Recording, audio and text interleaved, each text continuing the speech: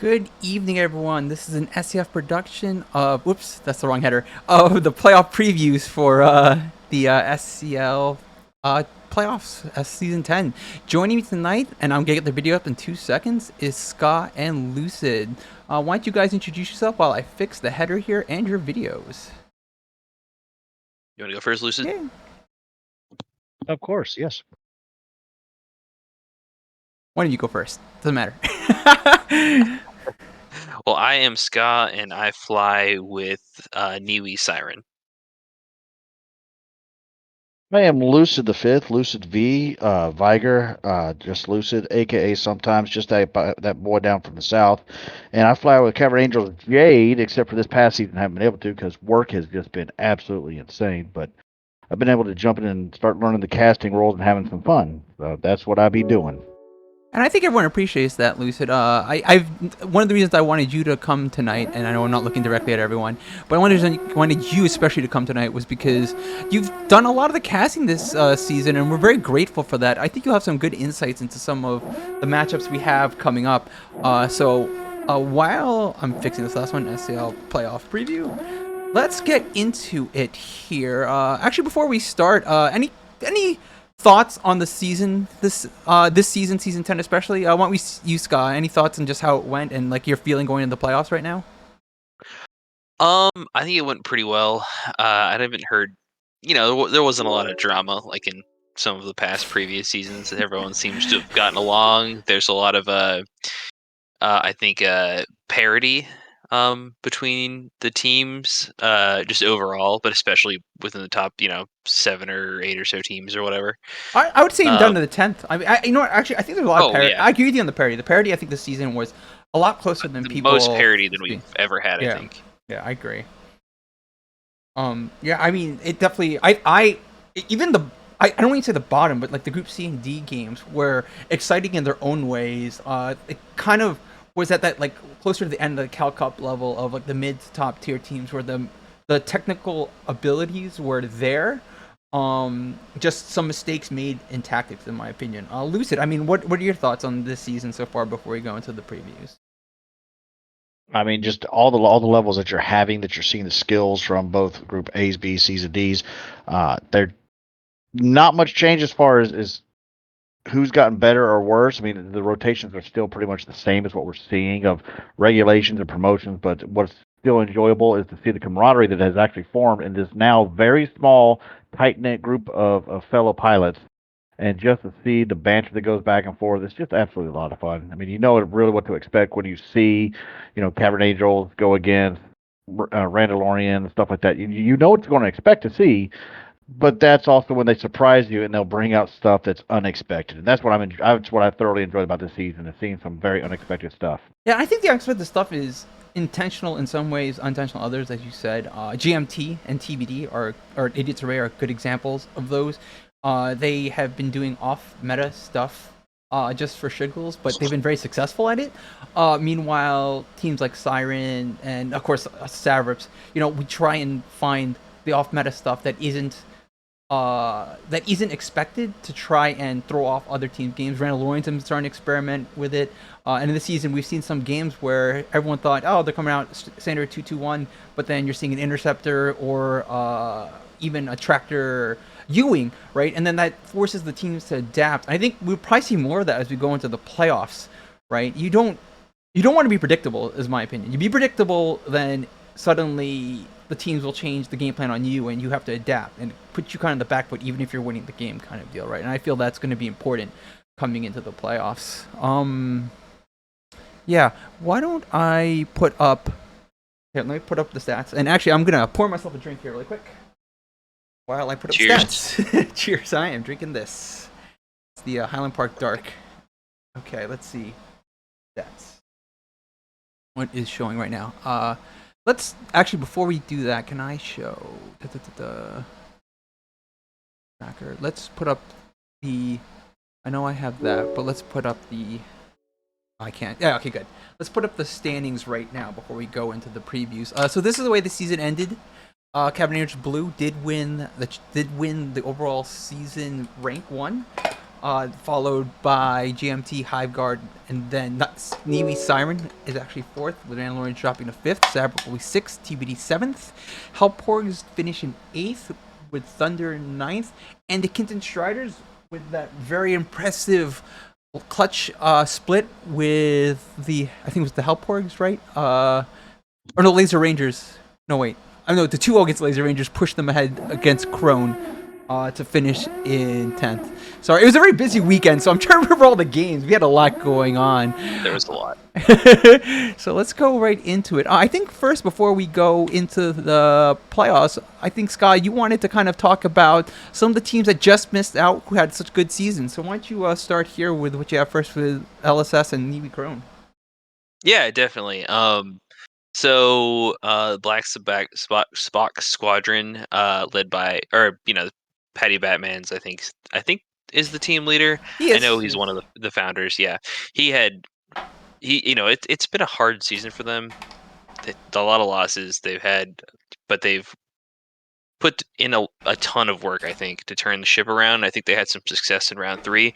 They have weekly practices. They might be the only team that's still practicing, honestly, like regularly. I mean, Saturn has up and down here and there. I know Cab does, but like a lot of teams aren't practicing that much anymore, and they are. So I expect to see them do well in the future. They've added some folks from Tangerine, Darkblade, and I don't know how you pronounce it, but Akresues.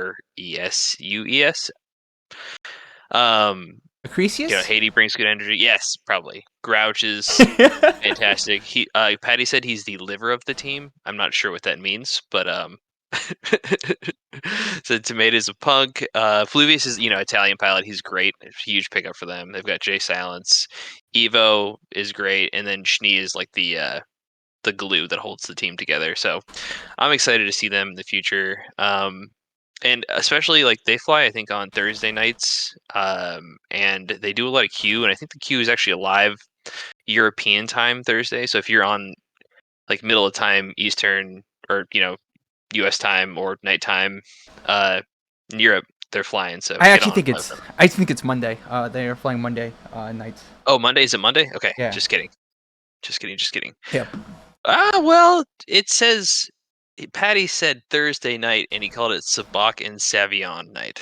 Oh, maybe they have 2 practices. I mean, but that's the thing, right? They I could. think you're right with So them. Monday Like, might be their practice. It sounds like the a wine and third- cheese night to me. Sabak and Savion. It's like wine Yeah. and cheese. But I think you're right though, in that them like they've really. I think this season they kind of. I don't want to say took it seriously, but they're like, we want to be successful, right? And Patty especially has reached out to Sabrip in the past, asking for tips and pointers. And I think just time made it difficult. But the season, a pilot like Schnee, as you have said, and they're adding more who've dedicated more time to the game. Jay Silence as well. They're really serious about bringing up their technical game, and I think next season they'll be much more successful in their campaign. Playoffs might still be a bit of a reach for them, in my opinion. They need to really speed up their rate of play, but they get it. They understand, and they're working towards that, right? So I agree with you on LSS making a push next season to possibly get into Group C and, see what they can do about fighting for a playoff spot. I don't know, Lucid, what do you think? I mean, there's not much to go on in regards to what you say that I can't, go against. Everything about what they're trying to do is it's more practice and more time. So definitely, on par with everything you're saying. Hopefully for next season they'll be able to step it up into the next bracket and gain that playoff spot. So just again, I'm still stuck on, having some cheese and wine for practice. Still 10 seconds behind that here. I think we need more of that. Some of the names. Sounds like a great practice, though. That's fun practice. That's what I hear, though. I hear their practices are fun. Let's talk about Crone next. What do you think about Crone? Neobe Crone, near and dear to my heart because they are a fellow Night Witch team. I love them. I asked them for like, what are your favorite memories? How did the season go? And it was like, the one serious thing was like, oh, they really like there was a 7-kill defense I think they had on flagship against Black Squadron to win a game a couple rounds ago. But beyond that, it was like their highlights are like Raven getting hit by a raider coming out of hyperspace. Trevor dunking God. Lauren 6 times on an opener. and Graf finding an AI inside a Gallatin chicken nugget. So those are Crone's highlights.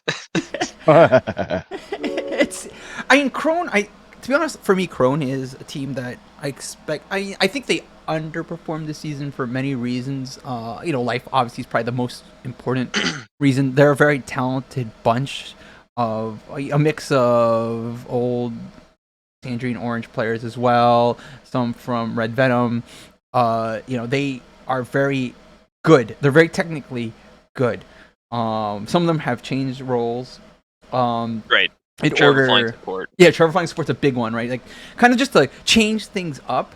And I don't, I know that they probably were unlucky in a lot of games. I even watched obviously the Kenton Strider game against them, and just a little bit unlucky in some of that matchup where the opposing team just seemed to turn it on against them. And they're the kind of team that pushes that, right? Crone is an excellent team that is very sharp, and I think some of the teams really played them very sharply, and it just was unfortunate for Crone in terms of some of the results that they needed to make the playoffs. I mean, they're on the edge of just making it at 10, and the Striders just so happened to squeeze by them in this. And that's, I think next season they'll probably do much better than they did this season. I think so too. I'm pretty sure that Crone's actually going to step in and if they were smart, actually go back and watch some footages of the cast that they've had in the past and go, okay, this is where we were weak. Let's look at this and you see if we can't get a scrim where we can recreate that exact same scenario and just play it over and over again and see how they can get it better in those types of roles. Because as you're saying, some people were playing off roles of what their actual meta is. Yeah. What they're actually good at. So that'd be interesting to see. And that takes, like you said, practice, right? Like, especially if when you're watching it and you know what the support's supposed to do, you know what the flex is supposed to do, you know what the objective's supposed to do. But when you're used to playing objective and all of a sudden you're playing support, doing it at the speed that you need to win is much different, right? And as someone who has to fill in for roles for the team at different times, it shows. Right? I know where I'm supposed to be, but I am not there at the rate. Right, executing. Yeah. Right. At that pace is difficult. And the other thing is they don't have a ton of time to practice. They're all busy. It's like a mishmash of you got like Mishka, he's new. Green always wants to play, but he's super busy and he's like semi-retired. Trevor's always around and is wonderful. He's done a phenomenal job like leading the team and keeping it going. I didn't know if Crone was going to return for the season, and they did, and they got their games done. So and the funny part is most of the names you named are EU, and I think the EU pilots always have it the worst, right? Crone is the EU team. So. Yeah, and it's Asian hard. Pacific, I think. Well, they're mixed, right? But I think that's the problem too, right? Is that because like historically EU teams and like you said Asian Pacific even worse, like just finding scrim partners makes it hard, so you're playing yourself, right? And there's only so much you can gain out of that, and they've done a phenomenal job of trying to stay competitive without the proper scrims. And like kind of Orange, I want to say broke up because of that, but Orange was like, we can't keep at this rate, so they kind of went their separate ways and found teams that they could play at the rate they wanted to kind of do. I'm glad Crone stayed together, and I'm hoping Crone can find that edge again next season, because they're definitely a playoff caliber team that just had an unfortunate season. It happens. Absolutely. All right, let's keep it going. Yeah, let's go to the next thing here.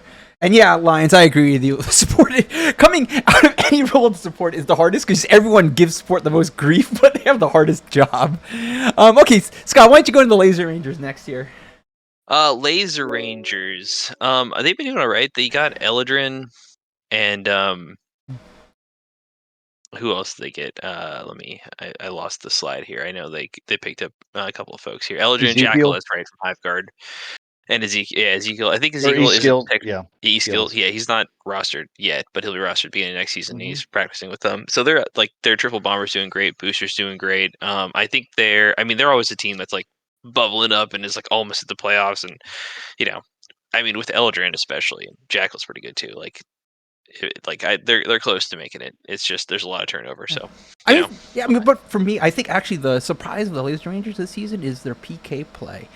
In the past, a lot of teams would be a little bit more aggressive with the objective and kind of push passed because they felt. I mean, at least stuff I've done with Kitten Striders felt the Laser Rangers PK was soft. But this season, especially coming from I Patriot, from Boosted, they've been very sharp this season. They've been very, very good this season in terms of PK play. I'd say they really stepped it up this season in terms of trying to push hard, in order to be more aggressive in trying to catch teams off guard. Essentially, I've always thought Patriot is like a very strong PK. So I I don't know. I mean, I've never played against them because I don't think we've ever played against them in SCL, but in scrims like Patriots. Oh, but like so, what you're saying is right. Patriots always make it technically, but this season, I really felt like he's known, like he now knows when to catch players off guard and really throw them off their game per se, as opposed to just like throwing laser pressure. Throwing laser pressure is not enough. Trying to get those dunks, trying to get those kills. Patriot, Altidore, yeah, I agree with Altidore, especially in support of the PK. Like, support of the PK, Altidore has gotten much better in his support play in terms of where he needs to be in the gameplay, right? And it's really transformed the Laser Rangers. I actually thought that the Laser Rangers probably were going to make the playoffs this season because of it, and my belief is like they will challenge Crone and Kenton Striders at that like lower to mid range for a playoff spot next season, because I really think that they have it, and they're hungry. Like talking to them at the end of this last season, they seem hungry and they want it. So I'm hoping that they come out of this season saying no more of this. We're going to make the playoffs next season. Is my feeling for them.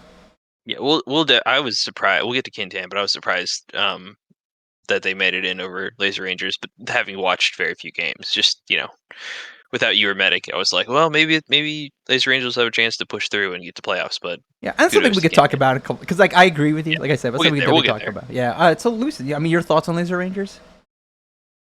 Well, since I can definitely say that I've played them multiple times in the Class C and Class D showings in SCL, they are definitely one that you just don't take lightly. Like I said, their PK has just gotten so much better, especially this past round, round 3 alone. It's just gotten so much better, and just to see these added new pilots with Jack Alderin and E-Skills, it's just going to make them even more of a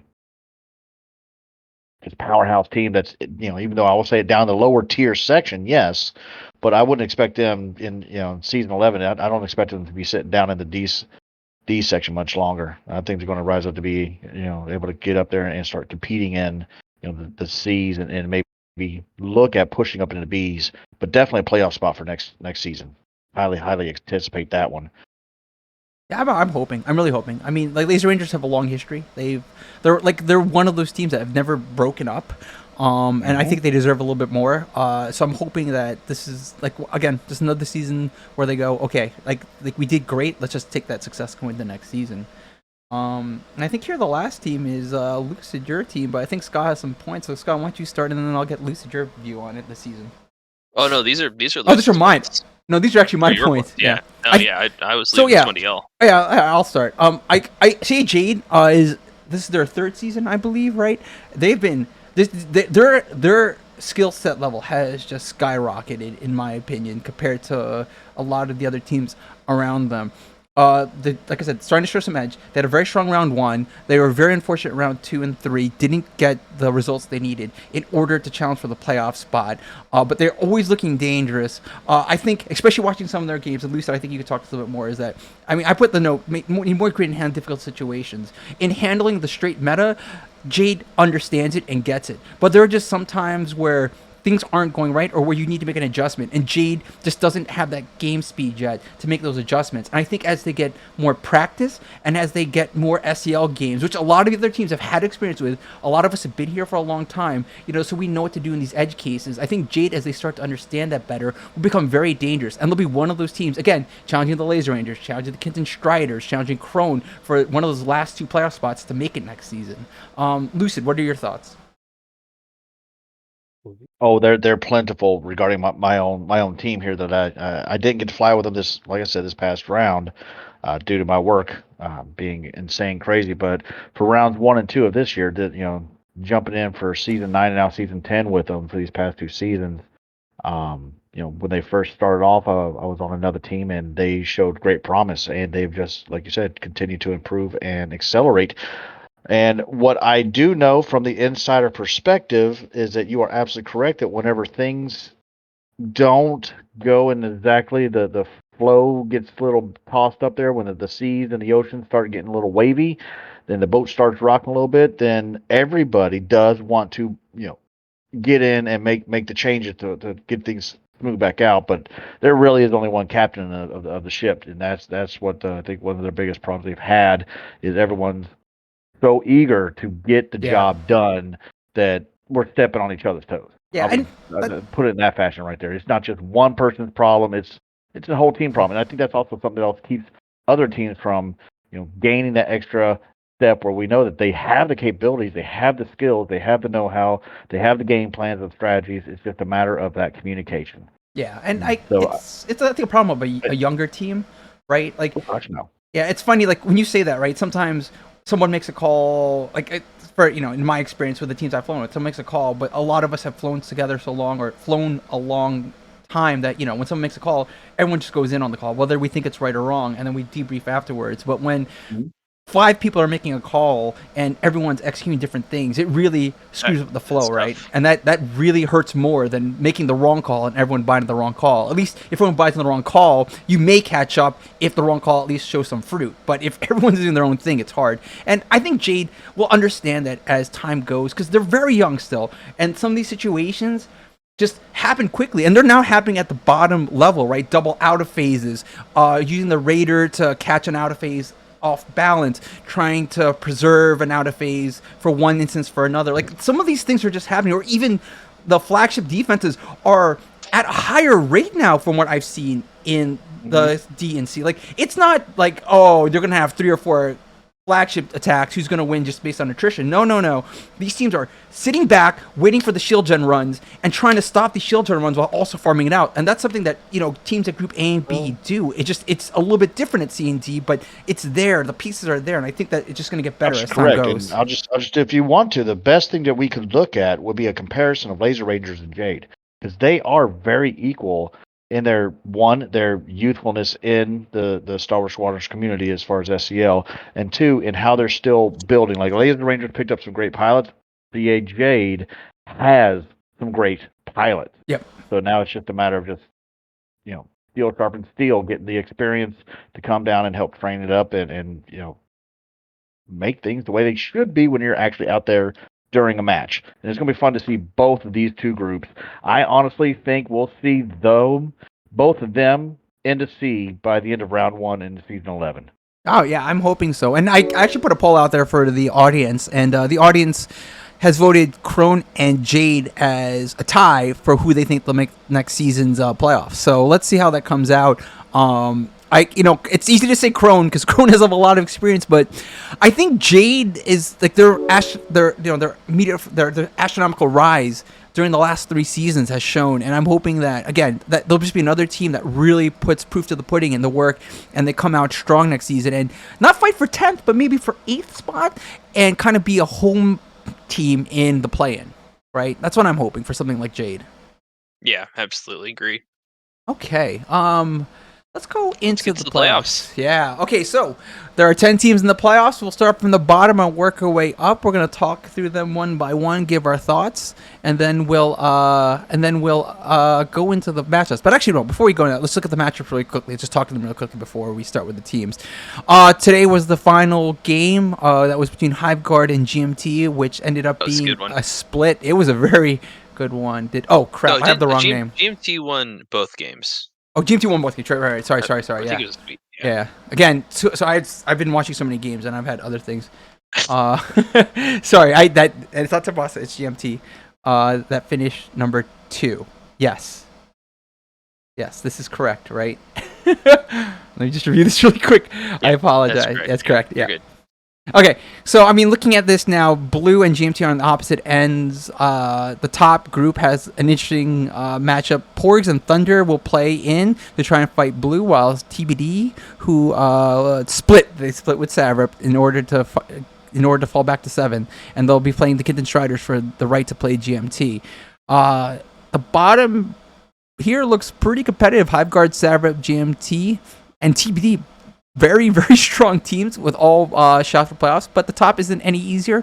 Say Blue with number 1, Randalorians, Niwi Siren facing off against each other to fight for the winner of CA Blue and whoever wins out of Hellborgs and CA Thunder. So this will be a very interesting lineup. Actually, funny enough, I was making this today. Hellborgs and CA Thunder is a rematch from last year's playoffs. It's a triple. I think they played this. I think this is third year in a row they played in the play match. Oh my god, that's nuts! 3 years in a row, the same exact playoff match, just a different opponent at the end of the rainbow there. It's like every single round, whoever's in Group B drops to Group C, and whoever's in Group C goes up to Group B, and it's the two of them. Yeah, Back and and it's forth. that's something we're going to point out in a second here. But yeah, I mean that's probably what had happened here, and they were just voting back and forth. So it was inevitable. Of note, Hellborgs have won the last two, I think, matches, or like the last two playoff matches. Not quite sure. So Thunder's we'll get into looking. Yeah, Thunder's looking for Time some Bomb blood. mentioned it, so it's on his mind. Here we go. Okay, let's go into the playoff teams. So, number 10, the Kenton Striders. They, as you pointed out earlier this evening, big changes in the offseason. Medic had got moved up to the Savrips, Rebel Pilot, myself. Also, we moved up in order to make sure that Savrip had played this season, which was a big goal of the Savrip organization. So, Kenton Striders had a big change this season. Caleb has come in to play support. And of course some of the other great addition too. Oh, you know what? And before Caleb, I think has taken to what we have put forward on him. He joined us very late last season, kind of just in an observe and like learn role. And this season he knew he had a big role to fill with Medic being such a linchpin on the team. It's been a growing pains. I'll say it's been growing pains. Caleb being one of the newer guys, but being very strong and vocal is good. But I think without Medic especially being there to guide the team, a little bit of chaos Medic as well. Is one of the best supports and the best players in all of Squadrons. So like, it's not an easy job to replace him. Yeah, and it's all. I mean, and the thing is, it's not even a technical aspect. I'll say this, right? I mean, it's a leadership aspect as well. Medic was the guiding voice on the team in order to get them through some of the tougher games. And it shows because there was twice, they missed promotion twice by 1 point. In games, they should have won, in my opinion. They just made mistakes and just soft calls that weren't aggressive enough in order to win those matches had cost them. And they learned from it. Which is why my expectation is that the Kenton Striders here, in the past, a lot of teams wrote them off. A lot of teams said that, they're going to get eliminated in round one, and then that'll be it. The last 3 playoffs, they've won their first round. They've won it against Navy Siren. They won it the next season. I'm trying to remember who. And then they won the Bad Batch playoff last season. So this is a team that steps it up for the playoffs. And I don't believe I've ever lost against Kentan Striders in the playoffs. Was it? Oh, it was Crone then. It was Crone 3 seasons ago. Was it? Maybe it was Crone. Sounds right. Yeah, sorry, it was one of the Navy teams. It's trying to remember everything from. Oh, that was the season we got. We RPI kept us out of the playoffs. Oh, so then okay, so then it was the other Navy team then. Yeah. So like this is a team that steps it up for the playoffs. I think digging deep. Rob, old hat guy, has been playing with Savrip for a long time.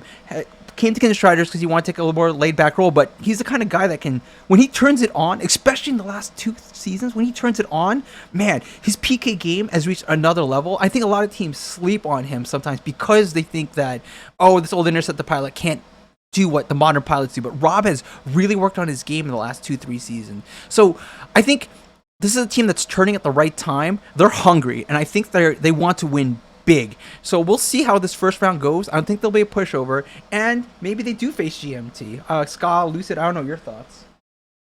Yeah, I mean, I haven't watched too much Kintan. I love Kintan. They're the team that we have scrimmed the most in the history of Siren. So, like, I have a special place in my heart for Kintan.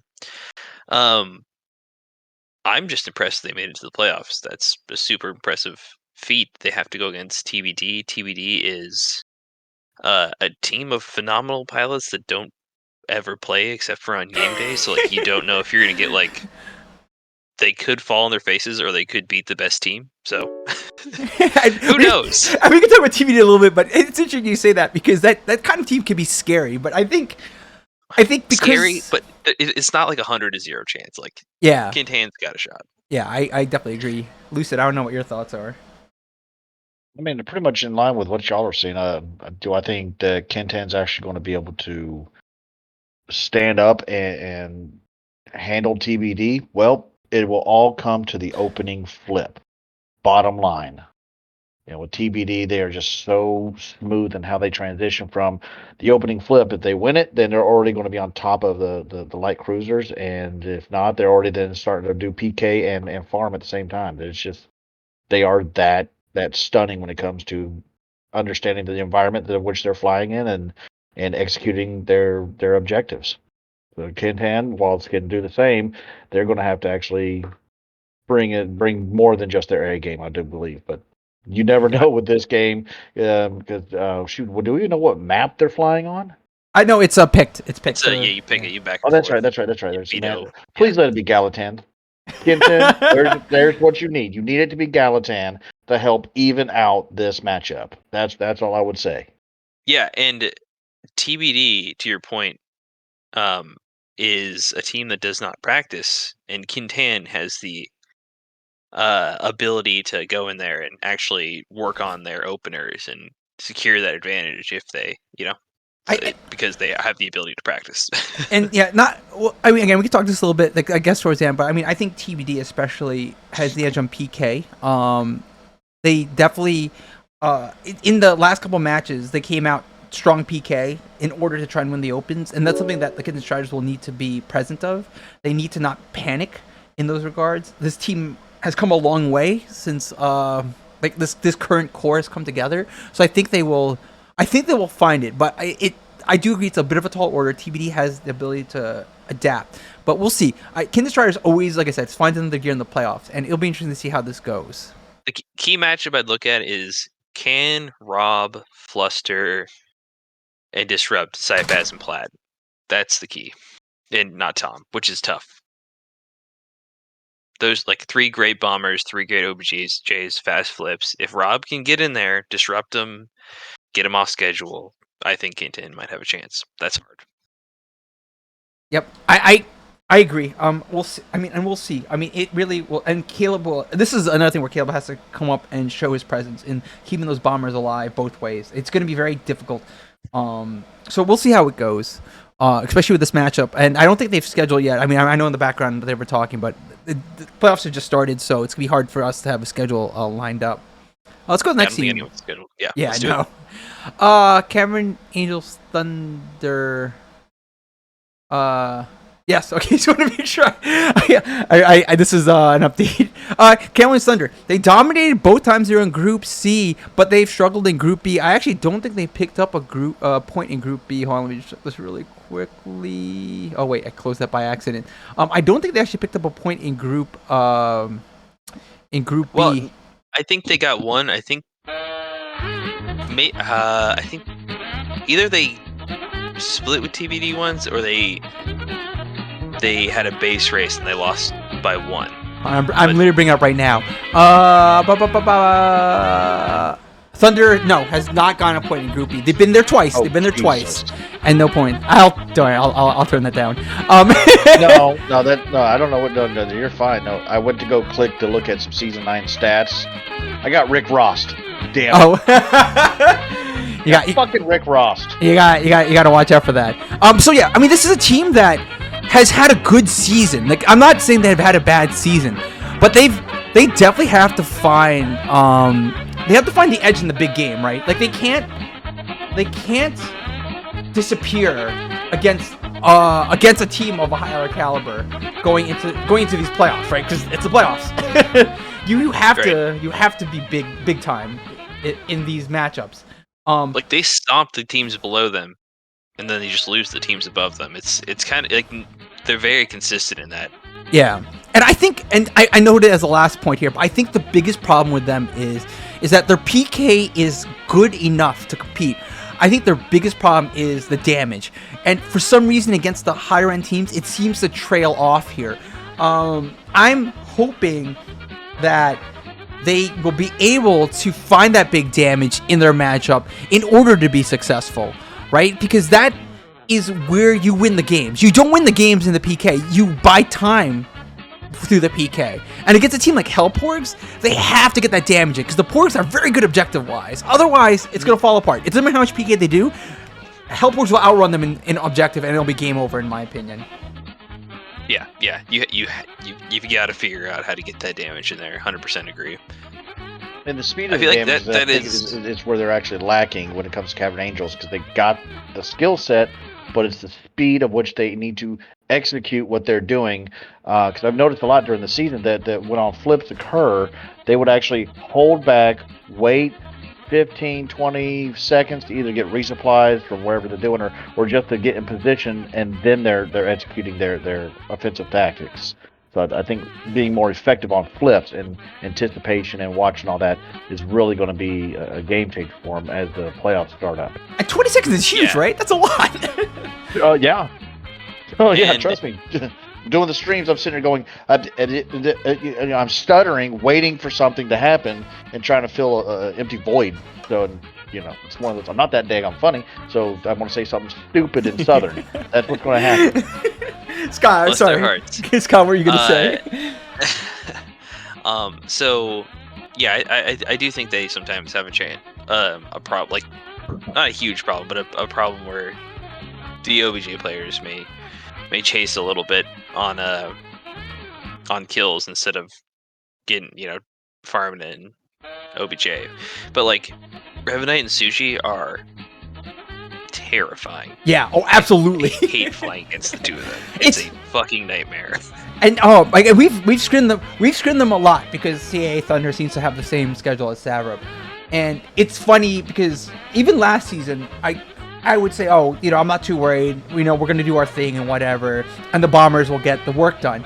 But this last season, especially this last season, I've been said, okay, guys, keep sharp. Revan's going to be right there. Make sure you're not prone to take that dunk from Revan because Suchi will clean up, or even Tasty Bombs will be there ready to go at you.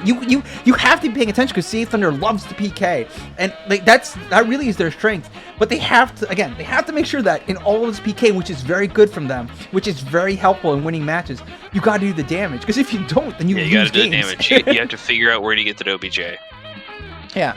So, I think this Hellporgs matchup, and that's the team we're talking about, so we'll save a little comment for that, but I think this Hellporg matchup is probably closer than ever in terms of the history, but maybe the Hellporgs have an advantage here, and let's kind of roll into them on that. The Hellporgs have led Group C twice, but only 1 point in Group B. They definitely... We don't have to look at where that 1 point came from. I didn't even know. I didn't even look into it.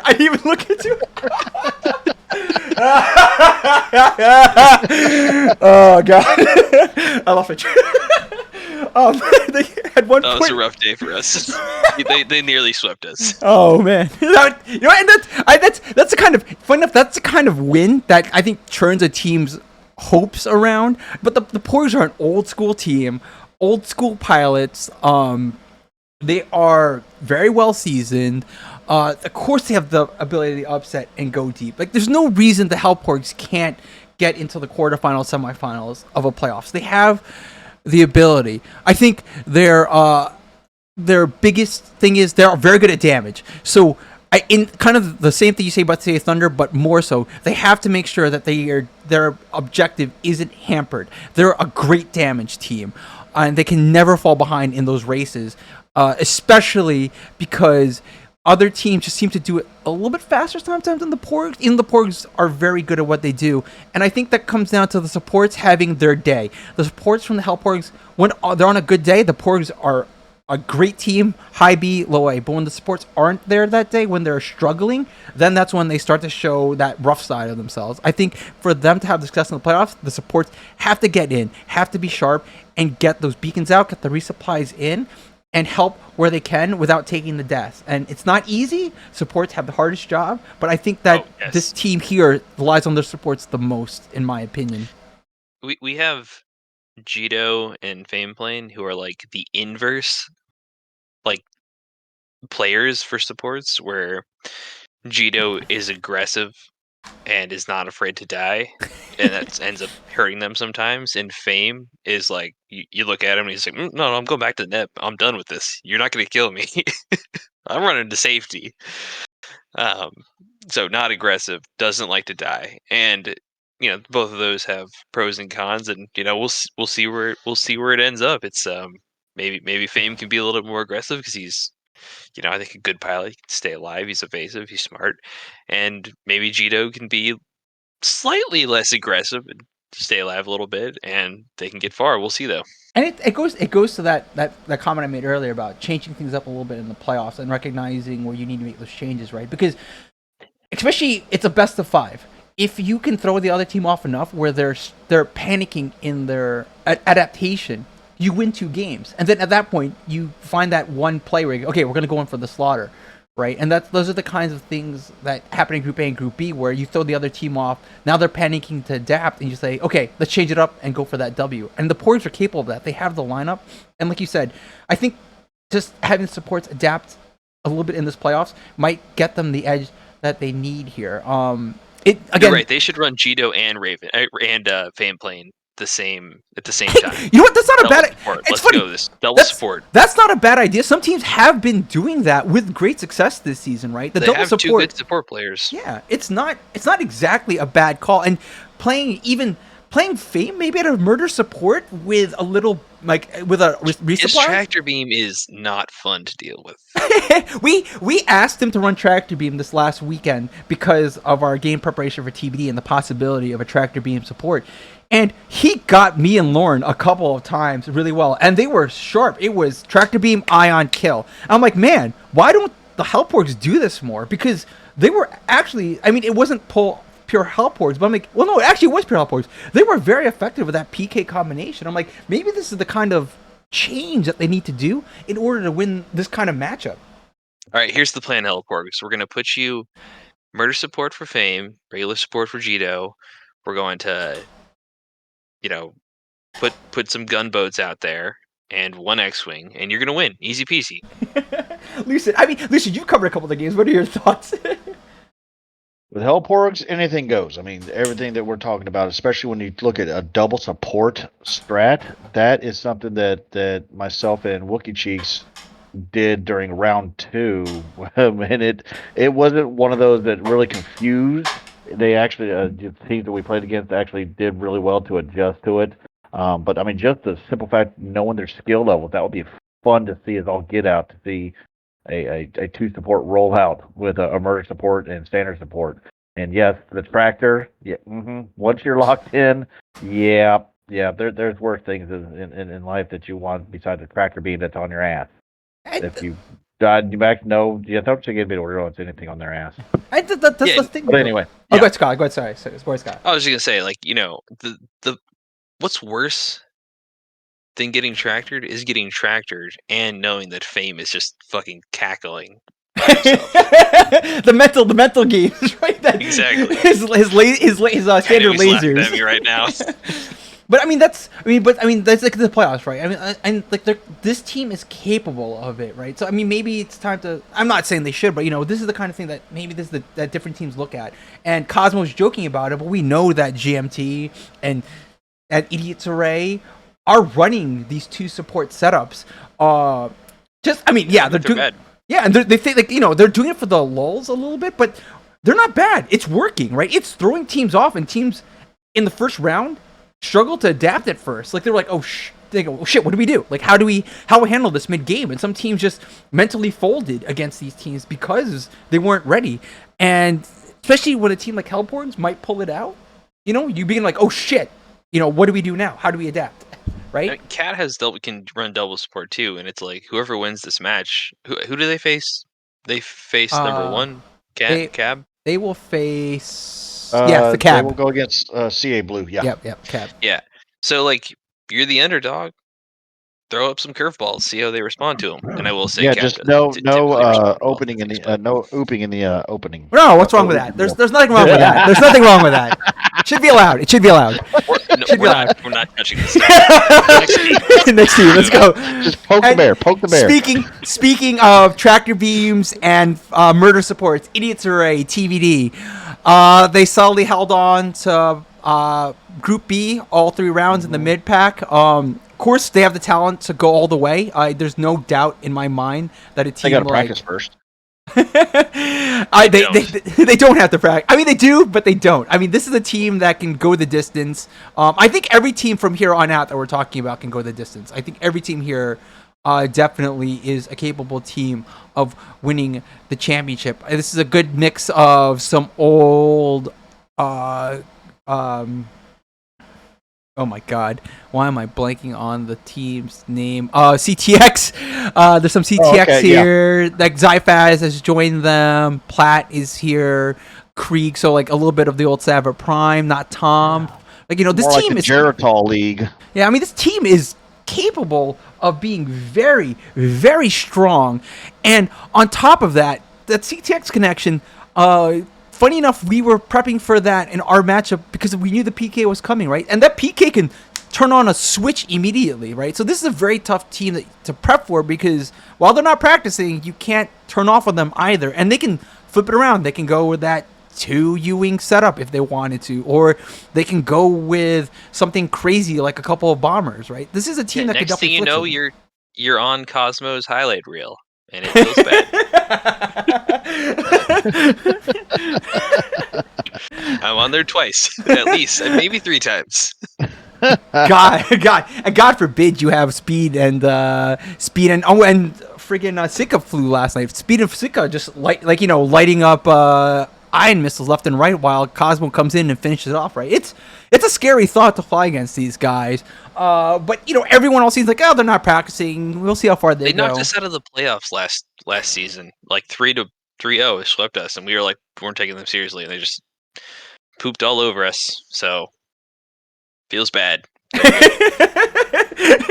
the scary. Like, you know what's funny, Scott? Like, as he takes another drink. Yeah, we want to joke about it, but I know some people are out there flying. Like, I don't want to be in the fucking like highlight reel, and that affects how people fly sometimes. Even like the previous I'm about team. to drop a B-wing highlight reel. I really hope it gets in people's heads. Yeah, I know you're talking about that after our matchup, and we can talk about that in a little bit. But you know, TBD has that potential to really change things up. And Lucid, I don't know, if you covered any of their games? You know, what are your thoughts on TBD? I did. I covered several of their games actually, and it's too much action to really be able to put into several comments of what occurs just on the sheer opening, whether they win the opening dogfight or not. You know, when you're on your first offense or your first defense, there is so much that they do that you can't just stay on one person's perspective, one pilot's perspective.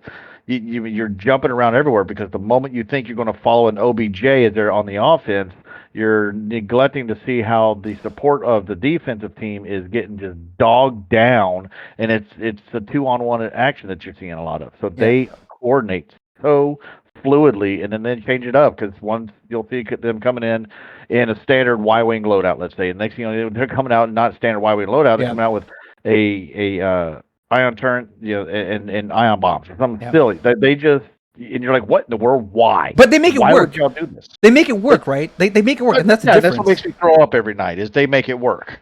Yeah, and like I've even seen them come out with, you know, on Najiri or Gallatin, they come out like Beach will come out in an X-wing, and then all of a sudden you're looking for, you know, you're cycling, you're looking for him, and he's in a Y-wing farming. Like they're constantly changing their setup mid-game to adapt for what's happening. And again, you think it's for the lulls, but you know they're trying to win still. They're not. They're messing around, but they're also trying to win this match. And it really throws some teams off when they're changing their lineups on the fly. You're like, oh shit, my target priorities are changing, and the flexes all of a sudden have to adjust in the game in order to make sure that they don't get caught unaware. Essentially, Beach is all like Cosmos Stacks typing in a chat there that they have speedos too. Yeah, speed of flight. Speed of flight is an insane, probably one of the best PKers ever played this game. Oh, I thought he was meaning that they wear speedos. No. No, I mean both things. Yeah, both things. But yeah, speed is like one of the best PKers, and that's the thing. Like, you don't know who you're gonna get in them, so it's hard to prepare for a team like TBD. Absolutely.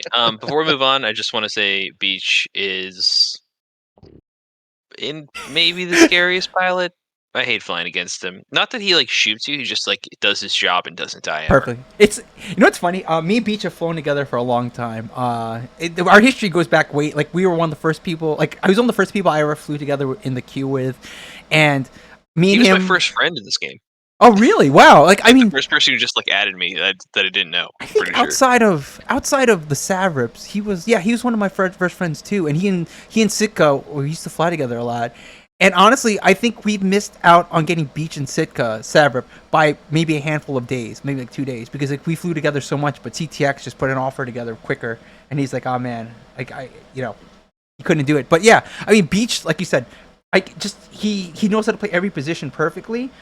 And can adapt to the game very well. And he's like one of those scary pilots. Like you just don't know what you're expecting from him next because he'll adapt to the game and turn it on essentially.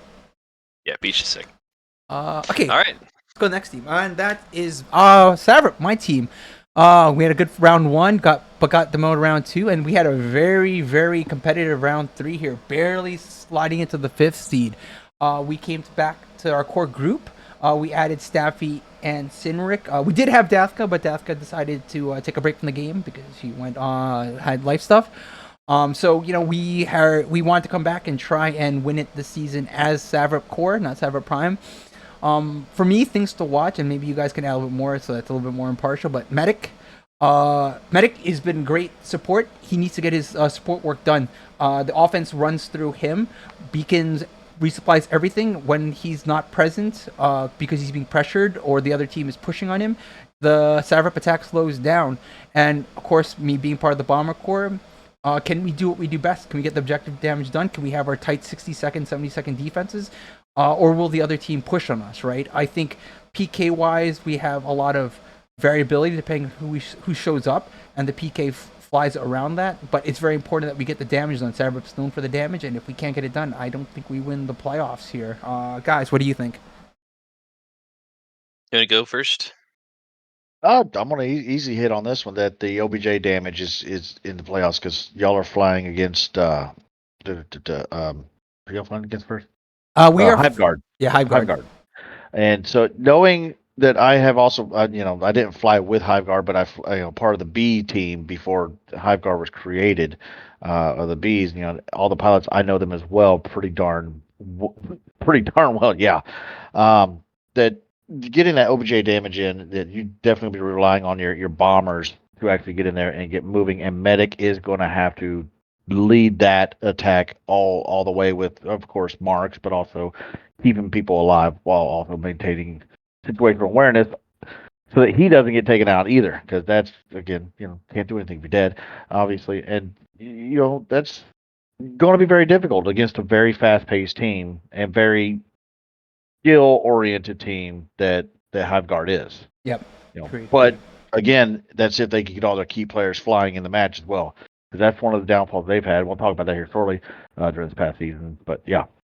Yeah, and I think, especially adding that Fox, especially, will make Medic's life difficult, right? I think a lot of teams have keyed on that Medic needs to get pressured. He can't be allowed to go in because when he gets in, he'll do it quickly. He'll do all his work very, very quickly. He's very efficient once he's in. So boxing him out has been a very important part of a lot of teams' game plans. And Niwi Siren, you guys did that very effectively in our game, and it made it a nightmare because we just couldn't get any of our work done. Like Medic just was struggling. We though? I think he did. I feel like Medic just had some bad bonks that round was all. I don't think we. Galatan is a cruel mistress. it's hard to say. Galatan's a very cruel mistress, and Galatan can be very random because of it. But but to that point though, we called to pressure Medic one single time, and after about 15 seconds, I was like, "This is a mistake. We should be shooting somebody else." And that's the thing. Like this is something I even said to him. Like he gets frustrated when he takes 2 or 3 deaths in a game. Like, but man, Medic, do you understand? You were evading 3 PKers, a support and 2 flexes for 60 to 90 seconds, and they finally took you out. Right? That's a massive amount of time. Right? And the difference usually in our wins is because during that time he's dumbfiring resupplies and throwing beacons, or they pushed him out too far away and he just couldn't get his work in. Right? And that's the kind of thing that he's great at. He's good at staying alive and getting in. It's just a matter of where he is in position. And that the whole team has to revolve around that and buying him the space to get in. When he's not near where we need him to be, the Savrits need to make sure that they are pushing him forward by peeling him or whatever, right? Because once he's in, the attack is amazingly fluid and things are moving fast. And I think that's gonna be like that's one of the big things for Savrip to adjust to here, because Savrip can come out in any formation that they really want to. B wing, double plasburst X wings, PK X wings, 3 bombers if we wanted to. Right? We're one of those teams that can do one of these adaptive setups. You could even run the 2 U wings if you really really wanted to. Right? But it's a matter of making sure Medic gets the space to operate. Because when Medic is vibing, oh man, he is driving the offense to a very clean way. Really feel. It's easy. I know it's easy for me to talk about this team because I'm on this team, right? But I mean, it's just one of those things like where it's hard not to gush about Medic, because as other people have said in this chat, his meteoric rise this season, not only this season but last 3 seasons, it's just impressive to watch, and it's hard not to talk about Medic as a pilot. Yeah, I don't think it's just this season. He's been good for a lot of seasons. So Savrip, I mean, you guys have maybe the best PK duo in the game, Sinric and Sagan. It is what it is. They're both phenomenal.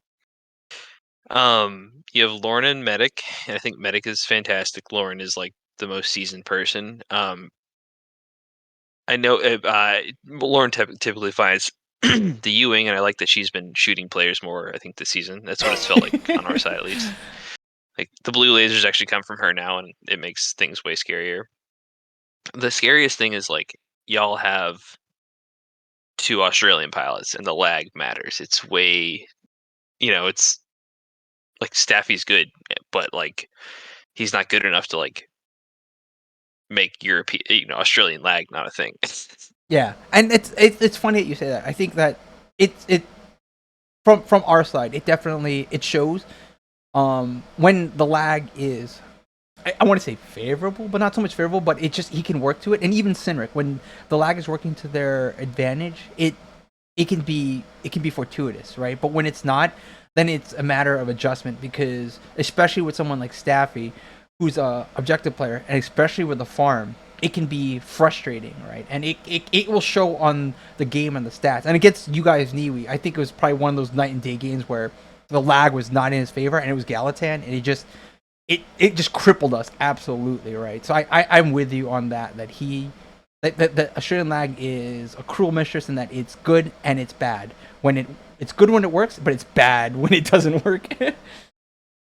Yeah, like, so just to me, like, your Empire is terrifying because you have like these 2 phenomenal defender pilots. You have Medic, who is like a really good support, and then on your NR, it's like a system that flows through everything, and it's tough to make that work sometimes because it's not like you have the B wing, so you need the resupplies. Then you have the Plas first X wing, which gets the shields down and gets into Plas loops. And then you have the Y wings, and they can't take too much damage, or it'll take resups away from the B wing. So it's like a big whole system. Yeah. And the Australian lag is it's a hard variable to throw into your big system, Correct. Yeah, and you're right. And Rain, to answer your question, I'm not about Q, because trying to keep her a secret here. Like, she hasn't flown as much this season as she wants to, but she's been doing some good stuff in X-wing.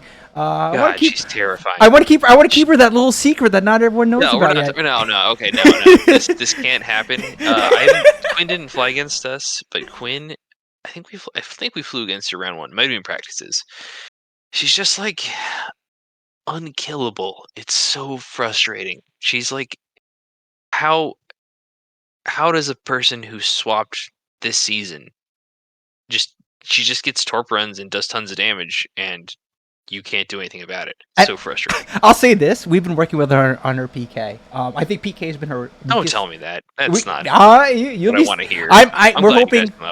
We're hoping she can show up for this round, because I think she will surprise a lot of people with her PK. Her PK has gone a lot better in the last 3 weeks, and we've been working very hard, especially post SCL. I think post SPL, her playing with the Randalorians for SPL, finding a little bit of that edge and blood there. And of course, Sagan being one of the best PK players in the game. And then having me, Lauren, Staffy kind of run those evasion like loops with her. We'll see what happens. Like I didn't want to talk about Quinn because I think she's a great kept secret that we're ready to just pounce upon everyone in the playoffs. So we'll see what happens. I didn't bring up Quinn because I didn't know, because she didn't run last season. You had mentioned her that if like there's like some drama had happened, that was the only reason I wasn't bringing her No, up. just life. It's life. To be honest, it's just life. And you know that there's no drama there. Q has just had a very busy last couple of months. She's gotten a couple games. She actually wishes she could play more. So this playoffs, we'll see. We're trying to get her in. We'll see. I think Quinn is one of the best players in all of Squadron. So sorry, I think we talked about Savrip too long. It's probably because of my fault. Let's go to the team she previously played for, the Randalorians. This is their second season back from the grave. They are trying to kind of get that last championship to close out a glorious, glorious history. I mean, they're not only SCL champions. They've had deep Cal Cup runs with multiple Cal Cup wins. They are also SPL champions multiple times. They held on to Group A through 3 rounds, only finally getting demoted this last round. They had a very, very competitive Group A. They also added 2 Aussies to their lineup, Chupacabra and Hobbs, probably one of the best supports in the game. And through a little bit of drama, which I don't know how much drama there is, but Rod also has joined their lineup going into the playoffs. I put the note they look shaky in group play, but it's a little bit of a misnomer. I am saying that because they didn't show the superiority that the Randalorians have showed in the past. Now, whether that because of there's too many new parts flowing in, or whether it be other things, I think the Randalorians are still trying to solidify how they go in. But this is a playoff team that has had a strong history of playoffs. Adding Rod, I think I spelled Tide wrong. I got to fix that. I think Rod is the kind of player that can shore up some of their weaknesses and make them a championship caliber team. And I think one of the biggest problems that they had was almost every team in Group A has played some weird off-meta things, and that's really thrown the Randalorians for a loop. Can the Randalorians, coming into the playoffs, find the magic to make sure they don't get thrown off by off-meta or weird setups to win their games? Of course, this is a great team, and I think that they can, but we'll see what happens. Scott walked away for a second, so Lucid the first ball. Now. Lucid, Yeah, what do you you go, think? Lucid. No, I think that they're going to have a heck of a freaking start off. I mean, granted, yes, they are one of the legendary teams that began with SCL, and they have continued to show up and show out every single time. But whenever it comes down to it, they have to be able to adjust and not always running the meta or going against teams that are running meta against like Niwi Sirens. They're going to be their first ones to go against. And from what I hear, that's a pretty decent team. I'm not 100% sure on that. Overrated. They're It trash. might be a little They're trash. Just because Trash, they trash, stomp trash. Savrip doesn't mean they're amazing. But no, that's going to be the very first thing that's going to be enjoyable to see is how do they adapt to what Niwi Siren's going to bring into it, because that is their next objective. So we can discuss where they've come from, who they've added, and yes, Rod coming in now just before playoffs kind of might be, one might say, stacking a little bit. Yeah. Hey, we love drama, just like the real world. There's always drama in that one, and I just aged myself by saying the real world. IRL. No, but I mean, I agree with you, right? And that New Siren will be the very good first test, right? And not to give anything away, but New Siren can play multiple setups, and this is something you guys did smartly against us. We sat there waiting for interceptors and whatnot. You came out 2 straight defenders, and we're like, well, fuck, here comes straight 2-2-1, and we got to make sure we don't give the ball. A TIE fighter. A TIE Fighter, sorry. Okay, sorry, there's a TIE Fighter. But, you guys can run a little bit weird off setups, and then, of course, with the B-Wing and whatnot, right? It's a matter of adapting to these weird configurations for the Mandalorians. And all season, it's kind of looked like it's put a little damper on their parade, per se, in trying to get another championship. So I think you guys, Navy Sign, will be the first good test here. And can they adapt, as you said, Lucid, in order to do that? Scott, I don't know. What are your thoughts on the Mandalorians in this matchup? I mean, the Randalorians are fantastic. It feels like this is a rebuilding season for them. I think there's been a lot of growth and development. Fame was talking about this a little with me earlier. They got Chewy and Hobbs, new players, new additions to the team. There's new chemistry. You have to figure out how to coordinate. That's a whole. So like, the team is, I think, maybe going through a little bit of growing pains this season compared to normal. They're always one of the best teams, of course. I think the Randos have only had series splits and losses, which is impressive. They stayed in A the entire time with that. They knocked us out at least once. I don't know. They're a good team. I think. I mean, like, they have a history of destroying us, and we have a history of pooping the bed in the playoffs. So, like, I'm not super hopeful we're gonna beat them, but I don't know. I mean, they're good. I think Disco, Pally, it's just not fun to play against. They're Yeah. very good. Disco Pally, Brandon especially. I mean, that's like Brandon. Yeah, I think that's just where they like. I think they played to their strengths. I know all season they've kind of let people play in the roles they want to, but when this team plays to their strengths, oh man, they're going to be a very tough team to beat. Right? I think their biggest concerns they shored up with getting Hobbs in support. Right? So let Hobbs play support. Let him do what he does best. Brandon can go OBJ if he needs to get the farm, or he can go PK with Pally and Disco, right? And this is a team that can adapt. And Chewy, I think, is one of those pilots that people kind of underrate very badly. Chewy's a very sharp pilot. No, Chewy's great. Yeah, and he can turn the PK very quickly, right? Me and him have joked about being PK Y-wings all the time, but seriously, Chewy can become a PK Y-wing very quickly, turn on a bomber who is napping, and eliminate them immediately. And that was time one. I agree 100%. I would say that Vix has the same tendencies, and so you don't want them both doing that at the same time, or nobody's farming. Correct. And I think this is where they have to make a decision. Do they go with Vix and Rod or Chewy and Rod when available, right? Because I agree, they can't play both Vix and Chewy at the same time because they're kind of the same pilot in terms of game flow. So it's a matter of who they choose to go in there, right? But that's a good option to have. And Rain, I kind of do agree. I think Disco and Pally are probably the best PK duo, better than Sinric and Sagan in terms of pressure and game speed. I'm not X-wing wise, maybe. Yeah, I'm not trying to crap on my team. That's a very close race. Like Sagan and Sinric are very, very good, but Disco and Pally, especially Disco. Disco is probably the best pure PK player in the game right now, and just slightly above Sagan. In terms of ability, I would say, just because Disco's a nightmare. Disco's a nightmare when it comes to trying to evade him. Like Disco scares me, but like Pally is like what I wake up in cold sweats thinking. Pally is just so solid. Pally, I think because Disco and Pally are together, Pally knows how to slay. Pally knows how to finish those Disco dunks, and that's what makes them very, very scary. He's so disciplined. So disciplined. And dude, playing in SPL, trust me, I know. In SPL, they're even scarier because there's no worries about objective damage. They're just killing, and it's a nightmare. I hate flying against Pally. Like I hate flying against Disco too, but like I really hate flying against Pally. So I mean, yeah, we'll see. I mean, I think that's it, right? It's a matter of what Mandalorians show up to the playoffs. Like, it's easy to put them in. Oh, they're easily going to be one of the teams that should be winning the championships, right? But the season, they really haven't shown them. But it just could be that, like you said, growing pains, or maybe they're just like turned off right now, and the playoffs is the moment they turn it on. So I expect them to challenge for the championship. It's not that they shouldn't be. That I expect them they will be. I'm hoping that they live up to that expectations is what I'm trying to say. Yeah. Let's talk about their competitors. Not the Niwi Siren squad, demoted in round 1 from Group A. Then they had two strong showings in Group B to finish 4th, dominating Group B in the last round. They are excellent with, I don't want to say off meta, but slightly off meta.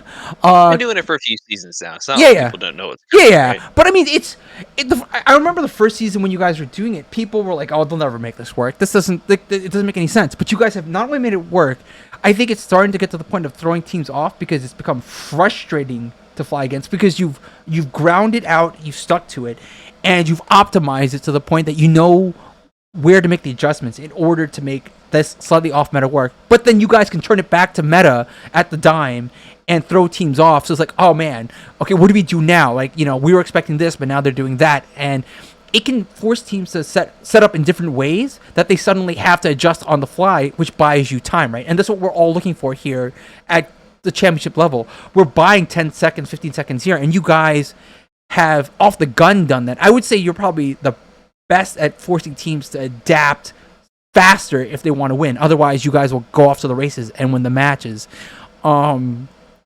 Definitely, teams have not countered you very well, in my opinion. So I think teams coming into the playoffs will look to counter you guys. So looking to Niwi has to adapt to these counters on the fly to win these matches, is my opinion. And definitely, as I was just saying, don't change your game style, but adapt to the changes so that you win the matches, but don't lose your edges. Because if you lose your edges, especially in the damage races where you guys have found your optimizations, it will hurt. And I know everyone makes a meme out of Autumn in the A-Wing, but you guys have found a way to win games with Autumn in the A-Wing. And for teams that aren't ready, she's a nightmare, right? But if you guys start to panic and change off of this and you're not getting the damage in because teams are starting to adapt to these weird setups, it could hurt you guys, right? So, I mean, for me, I think Siren has the capability of winning this season because teams need to learn how to adapt you guys, and it's going to be very difficult as we go through this playoffs, especially with map selection and whatnot. I know, Sky, you have your thoughts, but I want to go to Lucid first. Lucid, what are your thoughts? If you look at the numbers, okay, and again, I've been playing a little bit of catch up here in the beginning of all this because data analysis stuff. Whenever I look at the numbers, the sheer core numbers of rounds 1, 2, and 3, who's going to win this season right here? I would put money on Night Witch's Siren. I mean, I would actually put real money on it.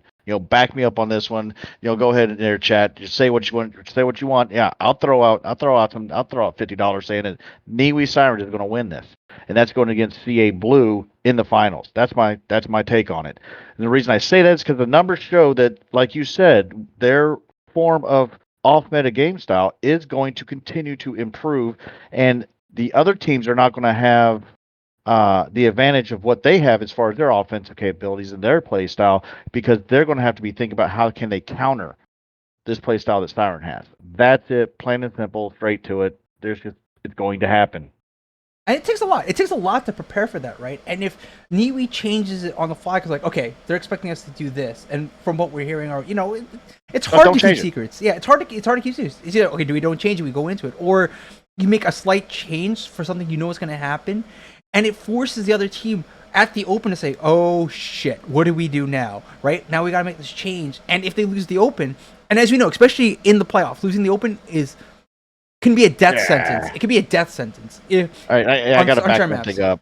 I do have to back one thing up. CA Blue and Sirens are going to play in the semis. Yeah, I just saw what was saying. That's a pre-prediction right there from Lucid. He knows who's going to be in the semis. But no. I also don't even like saying the word semi. That just sounded wrong to begin with. But no, to me, this would be the finals if we were to actually look at it. CA Blue and Niwi Siren, those are two of the hottest teams that are flying in SCL right now. I don't disagree with that, especially after the Group B play. They are the two hottest teams. It's just unfortunate that they were in Group B as opposed to Group A. So now they're going to end up against CA Blue, who are the defending champions. So it's going to be very difficult. And I think that not to kind of select, but whoever comes out of that semifinal matchup, should both of them win their quarterfinal matchup, are heavy favorites to possibly win the championship. And I absolutely agree with Lucid's take on that. Scott, what are your thoughts? Well, I don't want to say we're going to beat CA Blue and we're probably going to lose the Randos before we even get to them.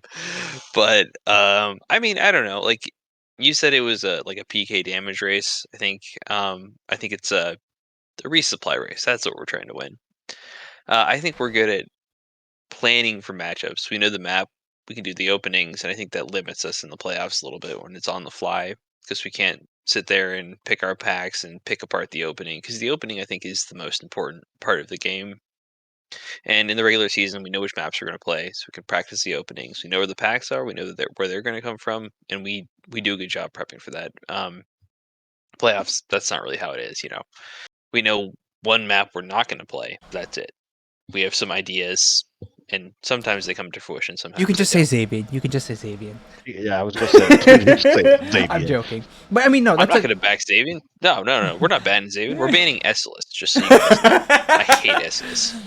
Ooh, nice. That's a good point, though, right? Like a lot of teams, especially coming Or up are playoffs, are prepping. Kids, you're just Prep FYI. We're not banning Xavier. I've got everybody. Y wings, 4 Y wings. No, but I mean that. To your point, like I think a lot of teams prep these openings, right? Because winning the opening is such a critical part of winning the match.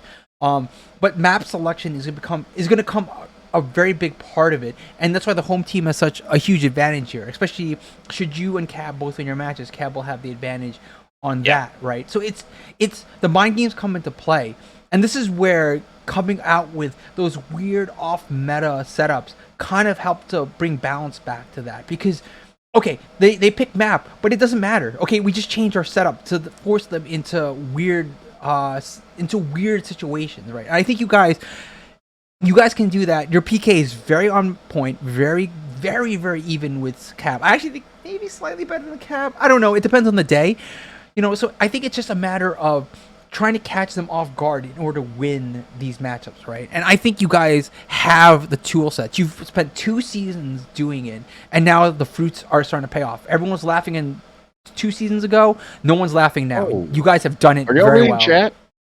What's going on, chat? Are you does that happen? Just Oh no, don't worry about that. It's memes. Don't worry about it. It's memes. oh shit! Yeah, I'm thinking, what the hell? This is a meme based. It's an old meme. It's an old meme. It's an old- get the player off at some point. It's an old NRN meme. Don't worry about it. It's an old meme, but it checks out. It checks Don't out, worry. sir. It checks out. Okay, let's actually go into the next matchup. The big surprise team of... I don't want to say surprise team. No, that is not fair to HiveGuard. HiveGuard have a phenomenal season. Not a surprise Yeah. to me at all. I've been the one picking them to go far, and they did take a bunch of games off Randos that got to the finals Correct. Randos last season. And actually, that's why I bought the huge upset this weekend over the Randalorians, which I don't want to say no one expected, but no one was ready for. This team has been just like the Kitten Striders, not the Kitten Striders, just like Cadge, that astronomical rise in terms of trajectory. HiveGuard came together after the Bees and Guac kind of were falling apart, and they merged up. They had a very good season this year.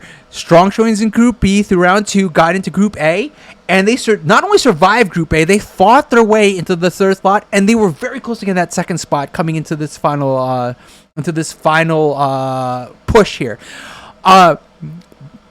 They have another sharp PK group with Fox leading the helm. They are excellent in performing the meta and adapting to the changes in the gameplay, in my opinion. They're one of the best teams in adapting the gameplay in order to win their matches, and they've shown it all season.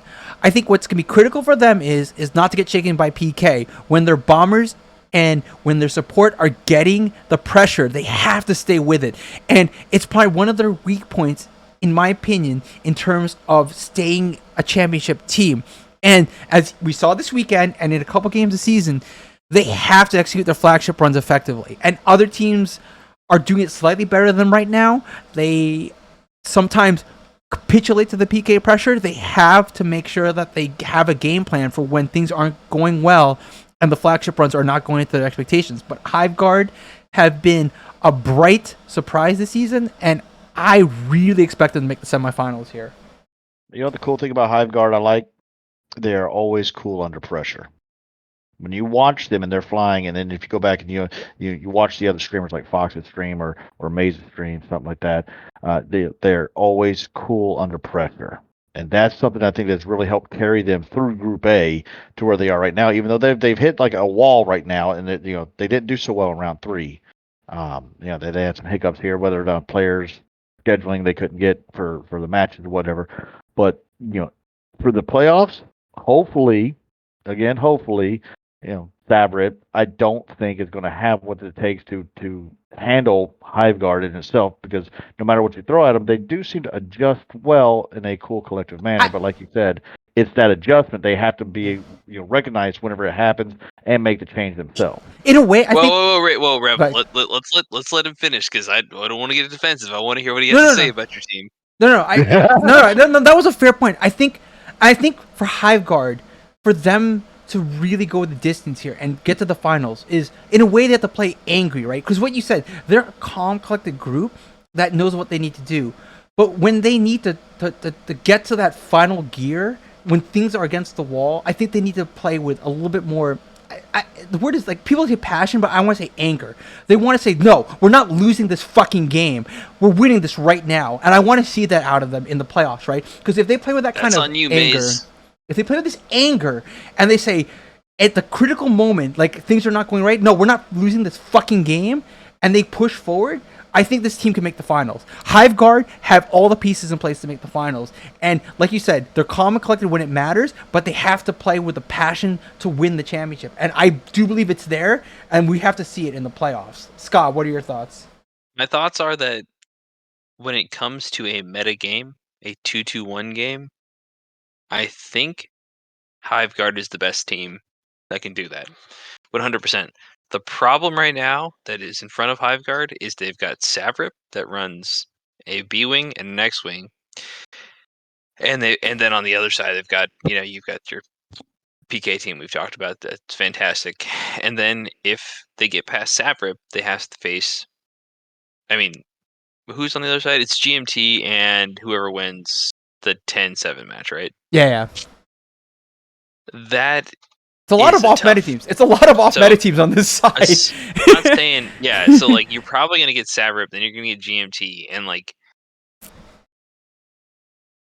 they have to adapt to that, and that's hard. It's hard. They're so good at playing meta. Like, I don't know if you guys watched Randalorians who typically run normal meta 2-2-1 Yeah. versus Hiveguard, Yeah. but like they just take it to another level. They just dominated. If Fox looked like the greatest player that's ever lived, and I do It's, think Fox is maybe the greatest player that's ever lived, but it's just when you get to the off meta, how do you adapt yeah. and survive? And that is that's their big challenge coming up here.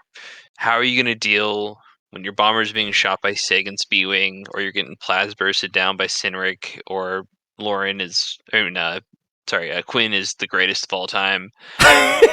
It's that's the that's the issue. If they can get past, if they can figure out how to neutralize the B and the X, I think they have a good shot at getting past it. And then they have to figure out how to deal with like the three or four defender bullshit, which is Yeah. I don't know. I'm basically it seems impossible, especially with server lag, advantage Yeah. in Europe. Like that's going to be tough. If they can figure out how to deal with the off meta teams, I think they've got a good chance. But like, I would put them against like Cab or against Randos, like easy peasy, straight to the top. It's But fun. they have a bad draw. It's funny because if they had just split GMT, I kind of agree with you. They might have been in the better half of the bracket. That would have favored them more. And we were talking about it in the background this weekend. Like that game, Hiveguard against Randalorians was a beautiful, like you just said, a beautiful thing to watch. They were pitch perfect in their gameplay against the Randalorians, but then against GMT, they struggled to make the adjustments in games. Both games, I feel they should have won.